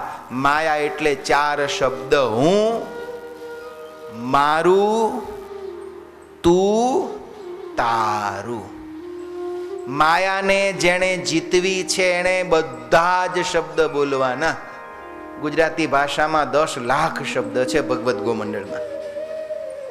આ 10 લાખમાંથી 9,99,996 બોલવાની છૂટ. ખાલી 4 નહીં બોલવાના. કયા? હું, મારું, તું, તારું. જેના જીવનમાંથી આ 4 શબ્દ નીકળી જાય એ માયાને તરી ગયો કહેવાય. હાવ હેલું છે, હાવ હેલું છે. આ 4 જ શબ્દ બસ. બીજું બધું ભૂલાય, પણ આ 4 ભૂલાય નહીં હો. અહીંથી જેવા ઉભા થઈએ ને, મારા ચપ્પલ ત્યાં જઈ એટલે મારી થાળી, મારા રૂમની ચાવી, મારો પલંગ, મારા કપડા. આપણા રગ રગમાં એટલી બધી માયા વ્યાપી છે કે હું અને મારું આપણા જીવનમાંથી નીકળવું બહુ જ અઘરું છે. શુકદેવજી જન્મ્યા ત્યારે માયા નહોતી. માયા નહોતી એટલે આ મારું ઘર, આ મારા પિતા, આ મારી માં, આ મમત્વ એમને બંધાણું નહીં. જન્મતાની સાથે હું આત્મા છું, પરમાત્માને મળવા માટે મનુષ્ય દેહ ધારણ કરીને આવ્યો છું. ભજન, ભક્તિ, સેવા, સત્કર્મ કરી અને મારે ભગવાનને મેળવી લેવા, આ જ મારા મનુષ્ય દેહનો હેતુ છે. આવું જ્ઞાન એમને જન્મતાની સાથે હતું જ. માયા નહોતી એટલે જ્ઞાન એમને એમ રહ્યું. આપણને બધાયને પણ આ જ્ઞાન છે, પણ માયા એટલી બધી છે ને કે આ જ્ઞાન આપણું ઢંકાયું છે. શુકદેવજીને માયા નહોતી, જન્મતાની સાથે ચાલી નીકળ્યા. વ્યાસજી પાછળ દોડ્યા, પાછા આવવા વિનંતી કરી. શુકદેવજી પાછા ના આવ્યા. જનક રાજાને ગુરુ બનાવી, જનક રાજા પાસેથી જ્ઞાનની વૃદ્ધિ કરી અને શુકદેવજી મહારાજ આજે વળી પાછા જોગ સંજોગે ફરતા ફરતા વ્યાસજીના આશ્રમમાં આવ્યા છે. વ્યાસજીના હૃદયમાં આનંદ થયો. આ ભાગવતનું અમૃત વ્યાસજીએ પોતાના જ શિષ્ય એવા શુકદેવજીને આપ્યું. શુકદેવજી હાથ જોડ્યા, ગુરુદેવ ગુરુદક્ષિણા શું આપું? વ્યાસજીએ કહ્યું કે જે જ્ઞાન મેં તને આપ્યું છે એ જ્ઞાન તું પણ કોઈ સારા સુપાત્રને આપજે, આ મારી ગુરુદક્ષિણા છે. આ ભાગવતનો અમૃત ભગવાને નારદજીએ વ્યાસજીએ શુકદેવજીને આપ્યું. કોઈ સુપાત્ર મળે એની શોધ કરે છે. શોધ કરતા કરતા શુકદેવજી વનોમાં ફરે છે. બીજી બાજુ પાંડવોના જ વંશજ એવા રાજા પરીક્ષિત એક દિવસ જંગલમાં કળિયુગના વિચારના માર્યા શિકાર કરવા ગયા. જંગલમાં ભૂલા પડ્યા. જંગલમાં તપ કરતા શમીક નામના એક મુનિનું રાજા પરીક્ષિતે અપમાન કર્યું. ધ્યાનમાં બેઠેલા મુનિના ગળામાં મરેલો સર્પ નાખી એમનું અપમાન દ્રોહ કરી અને જ્યાં રાજા પરીક્ષિત રાજમહેલમાં આવ્યા, એ જ શમીક મુનિના નાનકડા પુત્ર શૃંગી એમણે જોયું કે જંગલમાં નિર્દોષ છે મારા પિતા, ભગવાનનું ધ્યાન તપ કરે, કોઈનું કંઈ બુરું ન કરે, એવા મારા પિતાના ગળામાં મરેલો સર્પ કોણ નાખી ગયું હશે? જરૂર કોઈ પાપી અસુર હશે. શૃંગીએ શ્રાપ આપ્યો કે જેણે પણ મારા પિતાનું અપમાન કર્યું હોય, આજથી 7મા દિવસે તક્ષક નાગ કરડતા એનું મૃત્યુ થઈ જશે. શમીક મુનિ ધ્યાનમાંથી જાગ્યા. પુત્રને કહ્યું કે બેટા, તમે શ્રાપ બહુ જ વિચાર્યા વગર ઉતાવળે આપી દીધો. આ શ્રાપ તમે રાજાને આપ્યો છે. જે રાજાને શ્રાપ આપ્યો એને તો ખબર નથી કે 7 દિવસમાં મારું મોત છે. તમે જાઓ, રાજા પરીક્ષિતને ચેતવી આવો. શૃંગી મુનિ રાજમહેલમાં આવ્યા. રાજા પરીક્ષિતને કહ્યું કે રાજા, તમારું 7 દિવસમાં મોત છે. જે પણ કરવું હોય એ કરી લો. મોત આગળ જોયું ત્યાં તો રાજા પરીક્ષિત રડવા માંડ્યા. રાજમહેલ, સત્તા, ગાદી બધું છોડી વલ્કલ વસ્ત્ર ધારણ કરી લીધા. અનશન વ્રત લઈ લીધું.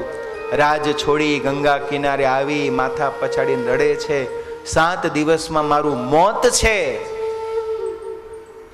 મારા મોતને સુધારવાનો મોક્ષનો કોઈ માર્ગ મને બતાવો. ભક્તજનો, આ ભાગવતની કથામાં જેટલા પાત્રો છે, જેટલા ચરિત્રો છે, જેટલી કથાઓ છે, આ કથાઓ ભૂતકાળમાં બની ગયેલા કોઈ ઇતિહાસોની વાત નથી. આ કથા એ આપણા બધાની કથા છે. એમની તો પૂરી થઈ ગઈ ને, આપણી બાકી છે એટલે આ કથા છે. ઘણા બધા એવું કહેતા હોય છે કે પોતાના પિતૃ પાછળ ભાગવત જે કરાવે ને એ પિતૃનો ઉદ્ધાર થઈ જાય. સાચી વાત છે, ભાગવતનો મહિમા એટલો છે. પણ એનો અર્થ એવો નથી કે આ ભાગવતે મર્યા કોકના મૃત્યુ પાછળ ગાવાની ગાથા છે. ના, એમના જીવનનું તો ખાતું પૂરું થઈ ગયું. હવે ધારે તો એની બદલી શકે. આપણું બાકી છે ને, એટલે આ કથા આપણી છે. આ ભાગવતની દરેક કથામાં આત્મભાવ જગાડતા શીખીએ. આ કથામાં મારા કામનું શું છે એ શોધતા શીખીએ. મને શું લાગુ પડશે એ વિચારતા શીખીએ. આ કથા એકલા પરીક્ષિતની નથી, આ કથા આપણા બધાની છે. પરીક્ષિતનું 7 જ દિવસમાં મોત હતું. આપણા બધાનું પણ 7 જ દિવસમાં છે.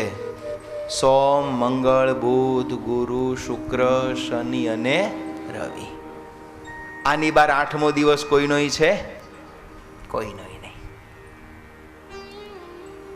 અને બહુ વિચારીએ તો રાજા પરીક્ષિત તો ભાગ્યશાળી હતો કે એને ખબર હતી ને કે આજથી 7મા દિવસે છે એટલે 6 દિવસ સુધી એનું જીવતું રહેવાનું નક્કી હતું. આપણું હજી હમણાં કોરોના જતો રહ્યો, લ્યો એને જાજુ થયું નથી ને. ક્યાં કોઈને ખબર હતી કે આપણી ભેગો બહેન આજે જે ગપ્પા મારે છે ત્રીજે દાડે નહીં હોય. કાળ ક્યારે આવી અને કોનો કોળિયો કરી જાય ને એનું કંઈ નક્કી નથી. માટે જીવનમાં જેટલું થાય એટલું ભજન કરજો, ભક્તિ કરજો, સેવા કરજો, સત્કર્મ કરજો. અધર્મથી, પાપથી, દુરાચારથી, અનીતિથી ડરજો. આપણને આ લોકના સુખ દેખાય છે. કોઈને છેતરીને 5 લાખ કમાઈ લઈશું, કોકને મૂર્ખ બનાવીને 10 લાખ લઈ લઈશું, આગુ પાછું ધંધા વેપારમાં જેમ તેમ કરીને 5 પછી કમાઈ લઈશું. એ 5-25 કમાયેલા એ મૂકીને જઈશું અને કરેલા પાપને આપણે જોડે લઈને જઈશું. પાપ કરીને કમાયેલી આપણી સંપત્તિ કોઈક વાપરશે અને કરેલા પાપ આપણે ભોગવવા પડશે. આ મનુષ્ય દેહ બહુ જ ક્ષણ દુર્લભો માનુષો દેહી દેહી નામ ક્ષણ ભંગુર. એક તો દુર્લભ છે અને ક્યારે પૂરો થઈ જાય એનું કંઈ નક્કી નથી. આમાં કોઈનું નક્કી છે? અને હવે તો જે સમય આવ્યો છે, પેલા તો એમ હતું કે ભાઈ 50 વર્ષ પહેલા કોઈને એટેક આવતો નથી. હવે તો 30 વર્ષના હુતા છે, હવારે જાગતા ને શું થયું, હાર્ટ ફેલ થઈ ગયો. અહીં ઠાકોરજી હવને હારા રાખે પણ ક્યાં આ દેહનો કઈ ભરોસો છે? અરે અમે તમને કહીને તમે ડોકા હલાવો, અમારો ભરોસો છે? અમે 7 દાડા કથા કહેવાય, ખબર જ શું છે? આ મનુષ્ય દેહનું નક્કી શું છે? એ તમે નાનામાં નાની વસ્તુ લાવો તેની ગેરંટી આવે ને. નાનામાં નાની વસ્તુ એની ગેરંટી વોરંટી હોય. કે પંખો લઈ જાઓ 3 વર્ષ પંખાને કંઈ નહીં થાય. 3300ના પંખાની 3 વર્ષની ગેરંટી છે. આની કઈ ગેરંટી ખરી? કાળ ક્યારે આવીને આપણો કોળિયો કરી જાય એની કંઈ જ ખબર નથી. માટે કાળને માથે રાખીને જીવન જીવતા શીખજો. મોત જો માથે દેખાશે તો જીવન આપણું બહુ રૂડું થઈ જશે. આમાં બધા વડીલો છે એટલે ખબર હશે, લગભગ 64 કે 74માં પેલી સ્કાયલેબ પડવાની હતી, યાદ છે કોઈ? અમેરિકામાં પેલી લેબોરેટરી આકાશમાં ઉડતી ઉડતી પડવાની હતી. ક્યારે પડશે, ક્યાં પડશે, કંઈ નક્કી નહોતું. ખબર પડી કે દુનિયામાં આજથી 7મા દિવસે આ પડવાની છે અને જ્યાં પડશે ત્યાં બધું રમણ ભમણ થઈ જવાનું છે, લાખો માણસો મરી જશે. આવું હતું. આ જ્યાં ખબર પડીને 80% તો કોર્ટના કેસોના સમાધાન થઈ ગયા. અઠવાડિયું જીવું શું લોયું કાળા હેડ ભાઈ, હું તારા ઘેર આવું, હું ચા પી લઉં, તારું દેવું હું, મારું દેવું તું મારો ભાઈ, આ શું જિંદગીમાં જીવી લેવાનું, આમ હમણાં મરી જઈશું. આ બધી લોયું કાળા કરીને કોણ કોનું લઈ ગયું ને કોણ શું લાવ્યું ને આખી દુનિયામાં સતયુગ આવી ગયો. લો 8 માળા દરિયામાં પડી પાછો કળિયુગ આવી ગયો.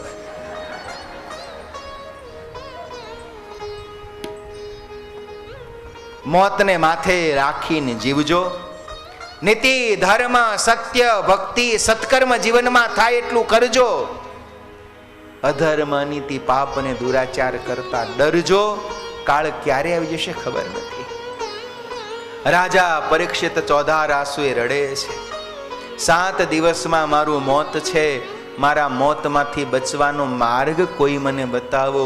હાજર રહેલા હજારો ઋષિમુનિઓ રાજા પરીક્ષિતને સાંત્વના આપે છે, પણ એને માર્ગ કોઈ બતાવી શક્યું જ નથી. એવો કોણ ઉપાય બતાવે? એવો શું રસ્તો કરવો કે 7 દિવસમાં ભગવાન મળી જાય, આત્મકલ્યાણ થઈ જાય, આ માયાના બંધનમાંથી મુક્તિ થઈ જાય? કોઈ જ્યારે ઉપાય ન બતાવી શક્યું ને ત્યારે ભગવાનની જ મરજીથી આજ ફરતા ફરતા યોગીરાજ સુખદેવજી મહારાજ પણ જંગલમાં ફરે છે. એમને કઈ ખબર નથી રાજા પરીક્ષિતને આવું થયું છે. અને દૂર જંગલમાંથી આ જ સુખદેવજી મહારાજ, જ્યાં હજારો ઋષિ મુનિઓની સભા ભરાણી છે, જ્યાં રાજા પરીક્ષિત દુઃખી થઈને બેઠા છે, અને એ બાજુ જ્યાં સુખદેવજી મહારાજ એ સભા બાજુ જ્યાં આવે, સુખદેવજી મહારાજ તો જી ગાવ દૂર છે, પણ સતપુરુષની સજ્જનની સુવાસ દૂરથી આવવા માંડે હો. ક્યાંક બગીચામાં સરસ મજાના ચમેલી કે મોગરાના ફૂલ ખીલ્યા હોય ને, તો ઘણીવાર તમને ફૂલ દેખાય નહીં, પણ એની અનુભૂતિ એની સુવાસથી થઈ જાય. સૂરજ તમને ઘરમાં બેઠા બેઠા દેખાય નહીં, પણ બારી ખુલ્લી હોય તેનું અજવાળું આવે તો આપણને ખબર પડી જાય કે સૂરજ ઉગી ગયો છે. સતપુરુષો પણ એવા હોય છે, એ ચંદન જેવા હોય, એ ધૂપબત્તી અગરબત્તી જેવા હોય, એ હજી દૂર હોય ને ત્યાંની સુવાસ આવવા માંડે. આજ ભયભીત અને ચિંતાતુર રાજા પરીક્ષિતના હૃદયમાં દૂરથી સુખદેવજી મહારાજે જે આવવાના એંધાણ થયા ને, અંતરમાં આનંદ થયો. જી મને જીણો જીણો નાદ સાંભળાય, ગુરુજી મારા આવે છે. એ જી મને જીણો જીણો નાદ સાંભળાય, ગુરુજી મારા આવે છે. એવી ઝીણી ઝીણી ઝાલરો સંભળાય, ગુરુજી મારા આવે છે. એની ઝીણી ઝીણી ઝાલરો સાંભળાય, ગુરુજી મારા આવે છે. એ જીએની સવારીના સુર સાંભળાય, ગુરુજી મારા આવે છે.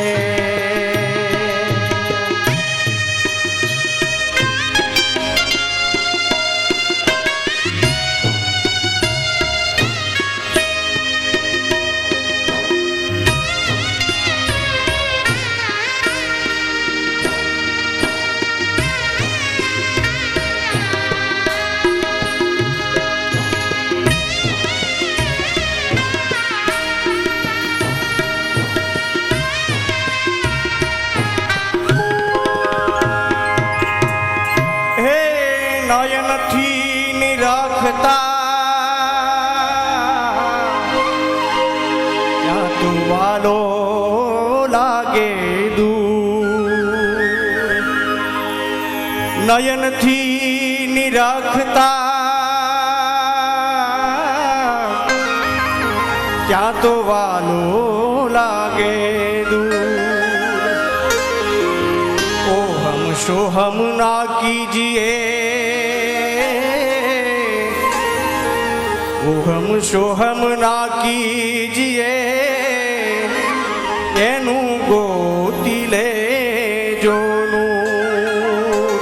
એવો અનહદ નાદ સંભળાય, ગુરુજી મારા આવે છે. એનો અનાહદ નાદ સાંભળાય, ગુરુજી મારા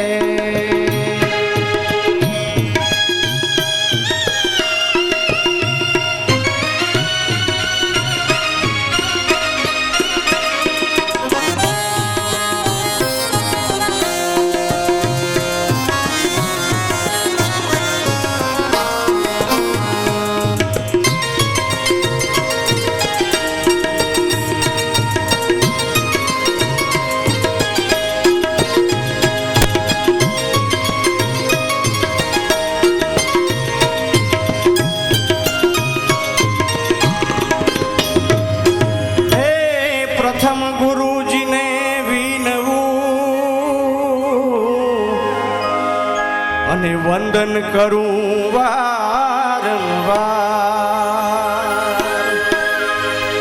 પ્રથમ ગુરુજીને વિનવું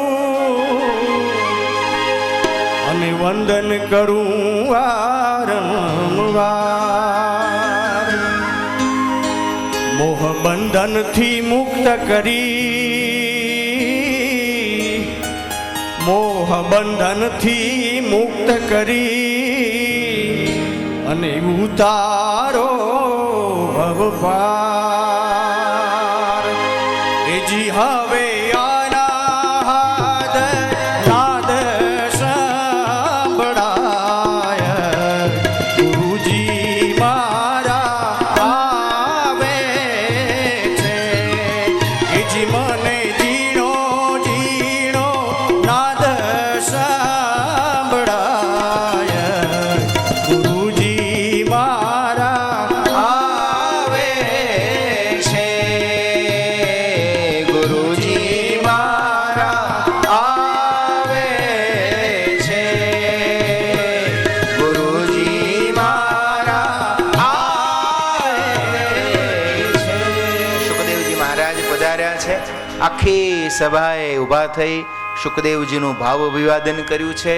સર્વે ઋષિ મુનિઓ પરીક્ષિતને કહ્યું છે, રાજા દોડ, હવે તારા દુઃખનો ઉપાય કરે તો આ શુકદેવજી મહારાજ કરે. રાજા પરીક્ષિત દોડ્યા, શુકદેવજીના ચરણમાં માથું ઝુકાવી દીધું. ગુરુદેવ, તમારા શરણે છું.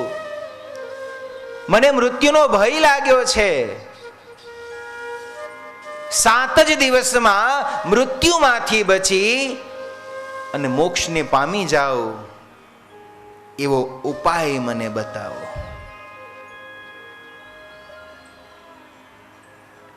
જો ડાયા માણસોની વાતો થોડીક હોય,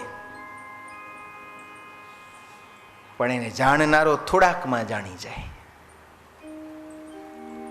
રડતા શરણે આવેલા પરીક્ષિતના એક વાક્યમાં શુકદેવજીએ જાણી લીધું કે આ પાત્ર છે. પારખનારાને પરખાઈ જાય. આ તમે અહીંયા 600-650 જણો હમણાં બપોર પછી પ્રસાદ લેવા જશો, તે 70 કિલો શાક બનાવ્યું હોય રસોઈયાએ. હવે 70 કિલો શાક બન્યું હોય, બટેકાનું શાક કદાચ બન્યું હોય, તો એ શાક થઈ ગયું છે, કાચું છે, એ જોવા 70 કિલો દબાવવું પડે. એક દબાવો તો ચાલે, તમને નહીં ખબર પડે, આમને પૂછો. એ કંઈક કડાયામાં 2 કિલો શાક બનાવ્યું હોય તો કે 2 કિલો શાકમાં બધું ન દબાવવું પડે. એક દબાવો એટલે ખબર પડી જાય થઈ ગયું છે કે કાચું છે. 1000 માણસની દાળ કરી હોય, એમાં મીઠું ઓછું છે, ખાંડ ઓછી છે, મરચું ઓછું છે, એ તપાસ કરવા 1 ચમચી ચાખો એટલે 1000 માણસની દાળની ખબર પડી જાય. પારખું બધું ન હોય, થોડુંક જ હોય. એટલે આપણે ત્યાં બહુ જૂની એક કહેવત હતી, દીકરાના લખણ પારણામાંથી. જો અડધી કથા તો તમને આવડે જ છે, મારે અડધી જ કહેવાની. એ આમ પગ મૂકે ને ત્યાં હાહુ સમજી જાય કે આ માથું ભાંગેવી છે કે માથું નમાવેવી છે, એનું જાજુ ન હોય. રાજા પરીક્ષિતના એક જ શબ્દમાં શુકદેવજી જાણી ગયા પાત્ર છે.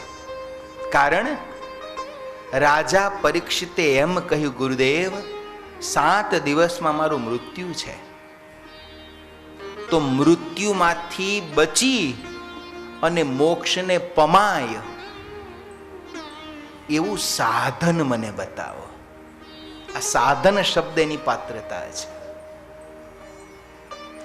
ગુરુદેવ, તમે કૃપા કરો ને મારું મોક્ષ થઈ જાય. ના, કૃપા નહીં, સાધન. રસ્તો તમે મને બતાવો, ચાલીશું. સાધના મને બતાવો, સાધના હું કરીશ. આ પાત્રતા છે. એમ તો સમય થયો છે, પણ તોય 2 લીટી કહી દઉં. અત્યારે ધર્મમાં જે પાખંડ છે ને, એનું કારણ આપણા બધાની સાધનાથી વિમુખતા છે. અત્યારે આપણે એવા ધર્મને શોધીએ છીએ, એવા મહાત્માને, એવા ગુરુને, એવા મહારાજને, એવા બાવાજીને ગોતીએ છીએ કે જે આપણું બધું સારું કરી દે અને આપણે કંઈ કરવું ન પડે રૂપિયા આપવા સિવાય. મહારાજ લાખ રૂપિયા લઈ લો પણ કંઈક એવો ધબ્બો મારો ને મારી ફેક્ટરી ધમધમાટ થઈ જાય. અને જેમ તમારામાં બધા હરખા નથી, અમારામાં ક્યાં બધા હરખા છે તો કળિયુગના જ માણા ને. જેવું માર્કેટ હોય એવું એવી પ્રોડક્ટ વેચાય ને. હવે માર્કેટ એવું છે કે ધબ્બો મારીને લાખ રૂપિયા આપે ને ધબ્બો મારીને મારી ફેક્ટરી ચાલે. તમે અમે એવી ફેક્ટરી ખોલી લો, ધબ્બો લાઈ લાખ તારી ફેક્ટરી ચાલશે, હાથમાંથી એક નહીં ચાલે બહુ થઈ ગયું. જીવનમાં સાધના કરતા શીખજો ભક્તો. જેના જીવનમાં સાધના છે ને એ અધ્યાત્મમાં ભૂલો નથી પડતો, એ અધ્યાત્મના માર્ગે પછતાતો નથી, એને ધર્મમાં કોઈ દિવસ અભાવ નથી આવતો. ધર્મમાં અભાવ ત્યાં આવે છે જ્યાં આપણે સાધના નથી કરવી. આપણી પરંપરા સાધનાની જ. તમે જાઓ કે મારા જીવનમાં દુઃખ છે તો તમને એમ કે લે હનુમાન ચાલીસાના રોજ 5 પાઠ કરજે, હનુમાન દાદો તારું હારું કરશે. આ સાધના છે. આપણે બધાને હવે સાધના નથી કરવી. દુઃખ તો છે, જીવનમાં મુશ્કેલી તો છે, એ મુશ્કેલીનો ઉપાય પણ શોધીએ છીએ, પણ એવી જગ્યાએ શોધીએ છીએ કે રૂપિયા મૂકીને પતી જાય. રૂપિયા આપણી પાસે બહુ થઈ ગયા છે. રૂપિયા આપે થઈ જતો હોય તો મહારાજ લો 11,000 રૂપિયા, આખો શ્રાવણ મહિનો મહાદેવજીની પૂજા મારા વતી તમે જ કરજો, મારે વહેલું ઉઠીને કોણ દૂધ ચડાવવા જાય? લો, આપણે સાધનાથી વિમુખ થયા છીએ ને એટલે જ ધર્મમાં આટલું પાખંડ પ્રવર્ત્યું છે. ધર્મમાં જે આપણને ખોટ દેખાય છે, જે અધર્મ દેખાય છે, જે ધર્મમાં આપણને હાવ દેશી શબ્દમાં કહું તો બગાડ દેખાય છે, એનું કારણ આપણા બધાની સાધનાથી થયેલી વિમુખતા છે. જીવનમાં કાયમ અધ્યાત્મના માર્ગમાં સાધના કરજો. હા, ભગવાનની કૃપા, સદગુરુની કૃપા એ બહુ મોટી પ્રાપ્તિ છે, પણ એ કૃપા સાધનાથી પ્રાપ્ત કરજો, પૈસાથી નહીં. અને પૈસાથી મળે આશીર્વાદ હોય જ નહીં, એ આશ્વાસન હોય. આશીર્વાદ સાધનાથી મળે, આપણી ભક્તિથી મળે, આપણી સેવાથી મળે, એ પૈસાથી વેચાતા ન મળે. ગુરુ કૃપા કરે તો આપણી સાધના જોઈને કરે, આપણા પૈસા જોઈને નહીં. રાજા પરીક્ષિતે સાધના માંગી કે ગુરુદેવ મને એવું સાધન બતાવો કે જે મને 7 દિવસમાં મોક્ષ સુધી લઈ જાય. રાજા પરીક્ષિતની આવી સાધક વૃત્તિ જોઈ શુકદેવજી પ્રસન્ન થયા. શુકદેવજીએ પરીક્ષિતના મસ્તક ઉપર હાથ મૂક્યો કે બેટા 7 દિવસ તો બહુ છે, હું તારું 7 પળમાં કલ્યાણ કરી દઈશ. આ ભય છોડી દે, ચિંતા છોડી દે.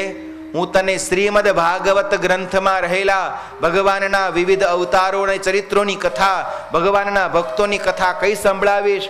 આ કથા સાંભળતા સાંભળતા તારું મન ભગવાનમય બની જશે, અને મન ભગવાનમય બની જાય એનું જ નામ મોક્ષ છે. એ અત્યારે થઈ જાય તો અહીંયા મોક્ષ છે, અને મર્યા પછી ન થાય તો મર્યા પછી પણ મોક્ષ નથી. આપણું મન ભગવાનમાં લાગે, આ જ મોક્ષનો એકમાત્ર સીધો સરળ સિદ્ધાંત છે. અત્યાર સુધી આખી જિંદગી આપણે આપણું મન જગતમાં જ લગાડ્યું છે. સગા સંબંધી, માલ મિલકત, પૈસા સંપત્તિ, ઘરેણા, આમાં જ આપણું મન છે. આ મનને આપણે ભગવાનમાં લગાડ્યું નથી. આ ભાગવત એટલે મનને ભગવાનમાં લગાડવાની સાધના છે. જગતમાં બધે આપણે મન લગાડ્યું, ભગવાનમાં નહીં. આ ભાગવતની કથા એ મન ભગવાનમાં લગાડવાની કથા છે. આપણે ઊંધું કર્યું છે. ભગવાને આપણને એમ કહીને મોકલ્યા હતા કે મન મારામાં રાખજે અને તું જગતમાં રહેજે. तन संसार में, मन भगवान में. આપણે ઊંધું કરી નાખ્યું. આપણે ઊંધું એવું કર્યું, તન ભગવાનમાં લાવ્યા પણ મન સંસારમાં મૂકીને આવ્યા. દિવસમાં 10 મિનિટ ખવારમાં મંદિરે જઈએ ને તોય શરીર મંદિરમાં આવે છે, મન તો તોય મંદિરની બહાર રહી જાય છે. નવા 1200 રૂપિયાના બૂટ લઈને આવે તોય ભગવાન આગળ ઊભો ઊભો ને બૂટની ચિંતા થતી હોય છે. હારું 12 જણ કોક લઈ નહીં ગયું હોય ને, લો શરીર ભગવાનમાં આવી ગયું, મન ભગવાનમાં ના આવ્યું. જે દિવસે આ મન ભગવાનમાં લાગી જાય ને તે દિવસે માનજો કે આપણે મોક્ષને હવે જાજુ છેટું રહ્યું નથી. શુકદેવજી મહારાજ રાજા પરીક્ષિતને કહે છે, હું તને આ ભગવાનના ચરિત્રની કથા સંભળાવું, આના દ્વારા તારું મન જો ભગવાનમાં લાગી જશે ને તો 7 પળમાં તારું કલ્યાણ થઈ જશે. અને મન જો ભગવાનમાં નહીં લાગે તો 7 જન્માંતર થશે ને તોય હજી આપણે ભગવાનને દૂર રહી જશે ને રહી જશે. આમ કહી શુકદેવજી મહારાજ હવે રાજા પરીક્ષિતને આ ભાગવતમાં રહેલા ભગવાનના વિવિધ અવતાર ચરિત્રોની કથાઓ કહેશે. એ ચરિત્રો દ્વારા રાજા પરીક્ષિતનું મન ભગવાનમય બની અને મોક્ષના માર્ગે રાજા પરીક્ષિત આગળ ચાલશે. એ ભગવાનના વિવિધ અવતાર ચરિત્રોની ગાથાઓ જે શુકદેવજીએ રાજા પરીક્ષિતને કહી છે એ જ કથાઓ આપણે બપોર પછીના સત્રમાં શ્રવણ કરીશું. અત્યારે આમ તો આપણો 11:30નો સમય છે, પણ થોડું મોડું થયું છે, ક્ષમા કરશો. 2 મિનિટ ભગવાનના નામની ધૂન કરી આપણી કથાને અહીંયા જ આપણે વિરામ આપીએ.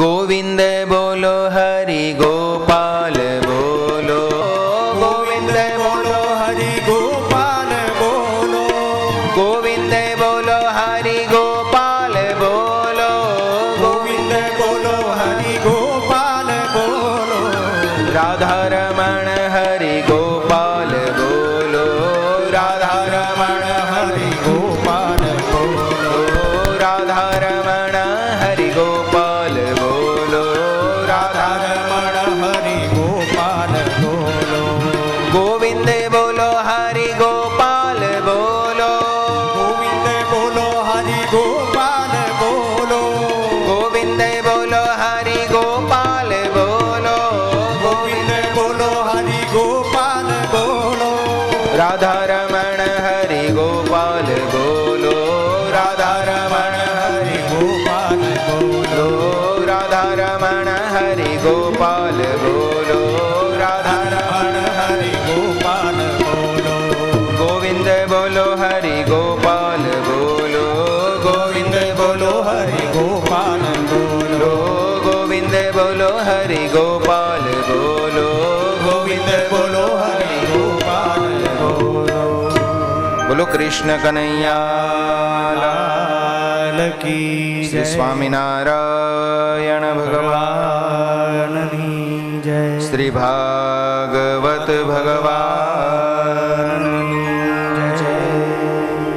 જીગરભાઈ અખંડ સૌભાગ્યવંતા દીપ્તિબેન, સુપુત્ર કૃણાલભાઈ અખંડ સૌભાગ્યવંતા નેહાબેન ઓસ્ટ્રેલિયા, આજોલવાળા સહજાનંદ ગ્રુપ પરિવારના સભ્યો અહીંયા આવશે, પ્રસાદની પુષ્પમાળાનો સ્વીકાર કરશે.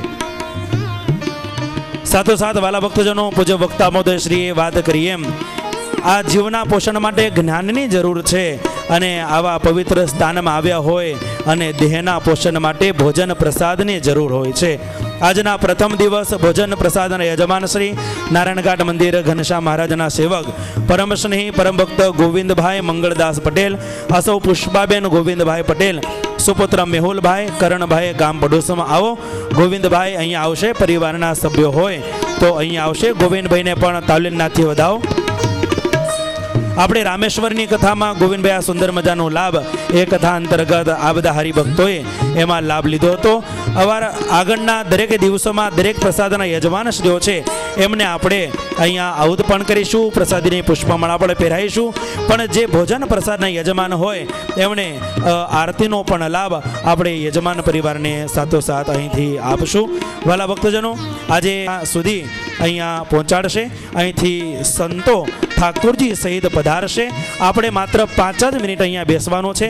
મધુસૂદનભાઈ અહીંયા આવી અને આગળના જે નિયમો અને નિયમાવલી છે એ આપણને અહીંથી સંભળાવશે. પધારો મધુસૂદનભાઈ પટેલ.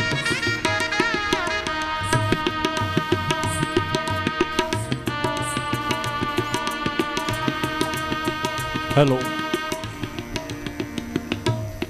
બોલો ગંગા મૈયા કી જય ભાગવત ભગવાન કી જય શ્રી ગિરનારી સેવા સમિતિ આપ સર્વનું ખૂબ હાર્દિક સ્વાગત કરે છે. વક્તા મહોદય શ્રીએ ખૂબ જ અમૃતમય વાણીમાં આપણને સાથે 7 દિવસ લાભ આપવાના છે. આજની કથાનું પ્રથમ સેશનની પ્રથમ સભા આજે અહીં પૂર્ણાવતી થઈ, પણ એ પહેલાં આ ગંગા મૈયાના કિનારા ઉપર છેલ્લા 8 વર્ષથી શ્રી ગિરનારી સેવા સમિતિ શ્રી તુલસીભાઈ, ગોવિંદભાઈ, ભોળાભાઈ, નટુભાઈ, મુકેશભાઈ ગિરનારી, આશાબેન ગિરનારી, જે 8-10 સભ્યો, પશાભાઈ માણસાવાળા, સોમભાઈ, રાજુભાઈ, જે સક્રિય સભ્યો દ્વારા 8 વર્ષથી સતત આ ભાગવત ગંગાનો જે આપણને લાભ મળી રહ્યો છે ગંગા મૈયાના કિનારા ઉપર, તો પહેલાં તો આયોજક સમિતિને આપણે વધાવી લઈશું ભાઈ તાળીઓના ગડગડાટથી, કે આયોજક સમિતિ